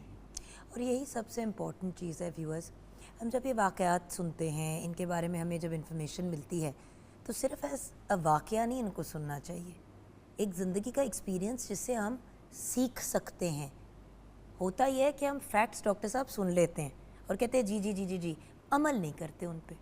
तो जो टेक अवे होता है वो सबसे इम्पॉर्टेंट होता है किसी भी ऐसे मामले का। जी सर। हिजरत मदीना के अगर इसका तज्ज़ियाती मुताला किया जाए तो आप आगाज़ से ही देखिए, हज़रत सैयदना अली करमल्लाहु वजहुल करीम को नबी करीम अलैहिस्सलाम ने जब अपने बिस्तर पर लिटाया है तो क्या हुक्म दिया कि अली जिनकी ये अमानतें तुम उनके सुपुर्द करके चले आना। आप देखिए मक्का वाले हुजूर को नाउज़ुबिल्लाह मिन ज़ालिक शहीद कत्ल करना चाहते हैं और हुजूर को उनकी अमानतों की फ़िक्र है। पता ये चला हम अमीन नबी की उम्मत हैं, दुश्मन हमारे जितना मर्जी मुखालिफ हो जाए हम अमानत में ख़यानत। इस्लाम से पहले भी आपको सादिक और सादिक अमीन और ही कहा अमीन जाता कहते था। थे। तो आज हम उनकी मिलाद जश्न मनाते हैं, तो इन पहलुओं को इग्नोर ना कीजिए। अच्छा, आप रास्ते में देखिए नबी करीम अलैहिस्सलाम जब मदीना मुनव्वरा से मक्का से मदीना पहुँचे हैं ना, रास्ते में एक मकाम पर, कदीद के मकाम पर एक ख़ातून उम्मे माबद के यहाँ रुके। उस दौर में ये सराय या कुछ इस तरह के लोग होते थे जो लोगों की फ़ी सबील्लाह भी खिदमत कर दिया करते थे, अरब की मेहमान नवाजी मशहूर है, या कुछ हक़ खिदमत भी वसूल कर लिया करते थे। आका करीम अलैहिस्सलाम ने फरमाया भाई कुछ है? उन्होंने कहा जी कुछ नहीं है, ये एक बकरी है लेकिन वो इस काबिल नहीं। तो आपने अल्लाह का नाम लेकर उसको दोहा और दूध जो लिया तो सबसे पहले उनको दिया। ये देखिए नबी करीम अलैहिस्सलाम की कर्म नवाजी, उनको दिया, फिर सबको, फिर आखिर में ख़ुद नोश फरमाया। तो उस खातून को नहीं पता कि नबी पाक कौन है, लेकिन जब वो शाम को उसके शौहर आए तो उसने पूछा कौन आया। जब मंजर कशी की तो उस देख लीजिए कि उस जाहली मुआशरे की खातून अरबी फसाहत और बलागत का एक शाहकार कसीदा उसने कहा, कैसे ऐसा आने वाला आया था जिसको देखा जाए तो मलाहत महसूस होती है, जिसकी गुफ्तगू में लताफत महसूस होती, जो सकूत इख्तियार करे तो वक़ार है, जो बोले तो शीरीउल लिसानी है, जिसको देखने से आंखें भरती नहीं, बल्कि अगर इसको पंजाबी में तर्जमा पीर मेर अली शाह साहब ने किया कि मुख चंद बदर शाशानी है, मथे चमके लाट नूरानी है, काली जुल्फ ते आँख मस्तानी है। और यही काफ़िला आप देखिए रसूलुल्लाह ने हमें ग्राउंड रियलिटीज़ के मुताबिक जीना सिखाया है। वो हस्ती जो आनन फ़ानन अर्शे मौला तक जा सकती, ये ज़मीनी सफ़र करके हमें बता रहे हैं कि तुम भी नई मंजिलों की तलाश में रहो, सफ़र करो, आगे बढ़ो अल्लाह की राह में। इसीलिए तो हम लोग अक्सर डॉक्टर साहब प्रोग्राम पे यही कहते हैं कि हर बंदे के घर में कम से कम एक कुरान पाक तो है जी। उठा के पढ़ता कौन कौन है, तर्जुमे के साथ उस ज़बान में जो आप समझते हैं। अरबी में तो हम पढ़ लेते हैं और कुछ आप जैसे लोग बड़े खुशकिस्मत है जो अरबी को अंडरस्टैंड भी करते हैं, उसकी ट्रांसलेशन को। अब अगर आपकी फ़र्स्ट लैंग्वेज उर्दू है या अंग्रेज़ी है तो कम से कम तर्जुमे के साथ तो पढ़ें, और जब आपको एक कंप्लीट कोड ऑफ लाइफ दिया है तो उसको पढ़ के समझे। तो और अलमारियों के ऊपर रख देते हैं, जी बिल्कुल, वाकयात सुन लेते हैं, ये नहीं समझते कि हमने उनसे सीखना क्या है, अच्छा उसका निचोड़ क्या है। बिल्कुल निचोड़ के आप देखिए जब आप मदीना मुनव्वरा दाखिल हुए हैं, बच्चियाँ अपनी मोहब्बत का इजहार कर रही हैं। तलाल बदरो अलैना मिन सनियातिल वदाई, हम पर 14वीं का चांद तुलू हो गया है सनियतुल वदा की घाटियों से। वजब शुक्र अलैना मादा लिल्ला दाई, हम पर लाजिम है इस नेमत का शुक्र अदा करें जब तक कोई अल्लाह की तरफ बुलाने वाला मौजूद है। और नबी करीम अलैहिस्सलाम ने बच्चियों की दफ पर जो मोहब्बत कर रही थी दुआए खैर दी। और ये जो आपने फरमाया ना कि मेरी ऊँटनी को छोड़ दिया जाए, यहाँ पर भी आपने उस नए मुआशरे की जो तश्कील करने जा रहे हैं, आपने लोगों के इमोशंस और फीलिंग का लिहाज रखा है। मसलन आप किसी अमीर के घर चले जाते तो गरीबों का दिल टूटता, मेरे पास क्यों नहीं आए। किसी गरीब के घर चले जाते तो आपको देखकर पब्लिक ने आना था, इसलिए आपने कह दिया कि मामूर मिन अल्लाह। लेकिन मैं आपको एक बात बताऊँ, यहाँ पे एक और चीज़ जो मैं हमेशा रियलाइज़ करती हूँ, आप देखिए कि ऊँट को कितनी इज्जत दी हमारे नबी पाक सल्लल्लाहु अलैहि वसल्लम। इतनी खूबसूरत इतनी आला ज़र्फ़ की हस्ती सुभान कि रहमतुल उन्होंने लिल सिर्फ आलमीन। इंसानों को इज़्ज़त नहीं दी, जानवरों को भी बड़ी इज़्ज़त दी, प्यार दिया, रिगार्ड दिया। ये वाली भी एक बड़ी इंपॉर्टेंट एलिमेंट है। बिल्कुल आप दुरुस्त फरमा रही हैं। आप देखिए कि वो नबी जो जानवरों बुनियाद के है कि बिल्ली एक फीमेल डॉग ने बच्चे दिए हुए थे, पपीज दिए हुए फतह थे, मक्का के मौके तो पर रास्ता बदल दिया। रास्ता बदल लिया। ये अंडरस्टैंड करने वाली बातें हैं। कुत्ते को पानी पिलाने पर जन्नत की बिशारत दे रहे हैं। इससे अंदाज़ा कर लें कि इंसानी हकूक़ की क्या इंपॉर्टेंस होगी, और जानवरों की भी, चरिंद परिंद की भी। तो व्यूअर्स, बात यह है कि रबीउल अव्वल इस माह मुबारक में हम सब की कोशिश होती है कि मजालिस रखें, मतलब कुछ ना कुछ ऐसा ज़रूर करें, मतलब न्याज बांटें, कुछ करें, इबादत का एहतमाम रखें। ये सब चीज़ें बहुत अच्छी हैं, लेकिन हमने सीखना भी है। और सीख कर उसको अपनी ज़ात पर नाफिज करना है। बिल्कुल। असल ये है। आपका बहुत बहुत शुक्रिया हमें ज्वाइन करने का। Thank you so much sir, बहुत बहुत शुक्रिया। शेफ़ नूर, आपका भी बहुत बहुत शुक्रिया। व्यूअर्स, आपसे रिक्वेस्ट है कि हमें दुआओं में ज़रूर याद रखिएगा। हम भी थोड़ा सा हिस्सा डालने की एक कोशिश में है। अल्लाह ताला उसे कबूल करे, आमीन। जी सर। हाँ, कोई सलीका है आरज़ू का, न बंदगी मेरी बंदगी है, ये सब तुम्हारा करम है आका, ये सब तुम्हारा करम है आका, के बात अब तक बनी हुई है, ये सब तुम्हारा करम है आका। अता किया मुझको दर्द उल्फत, कहाँ थी ये पुरखता की किस्मत, मैं इस करम के कहाँ था काबिल, मैं इस करम के कहाँ था काबिल, हुजूर की बंदा परवरी है, ये सब तुम्हारा करम है आका, के बात अब तक बनी हुई है, ये सब तुम्हारा करम है आका। किसी का एहसान क्यों उठाए,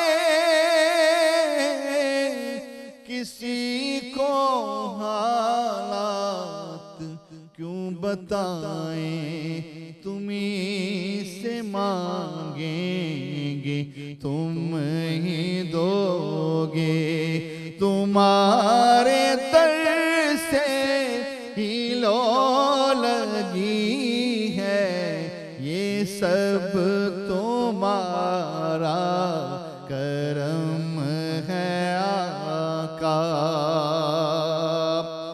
बशीर कहिए नज़ीर कहिए,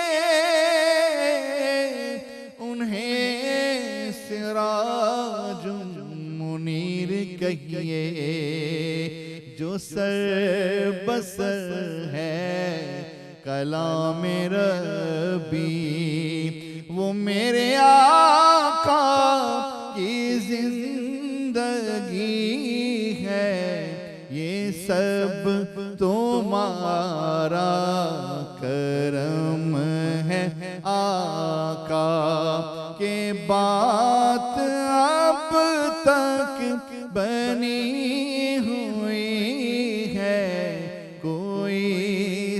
सलीका है आरज़ू का, ना बंदगी मेरी बंदगी है, ये सब तुम्हारा करम है आका।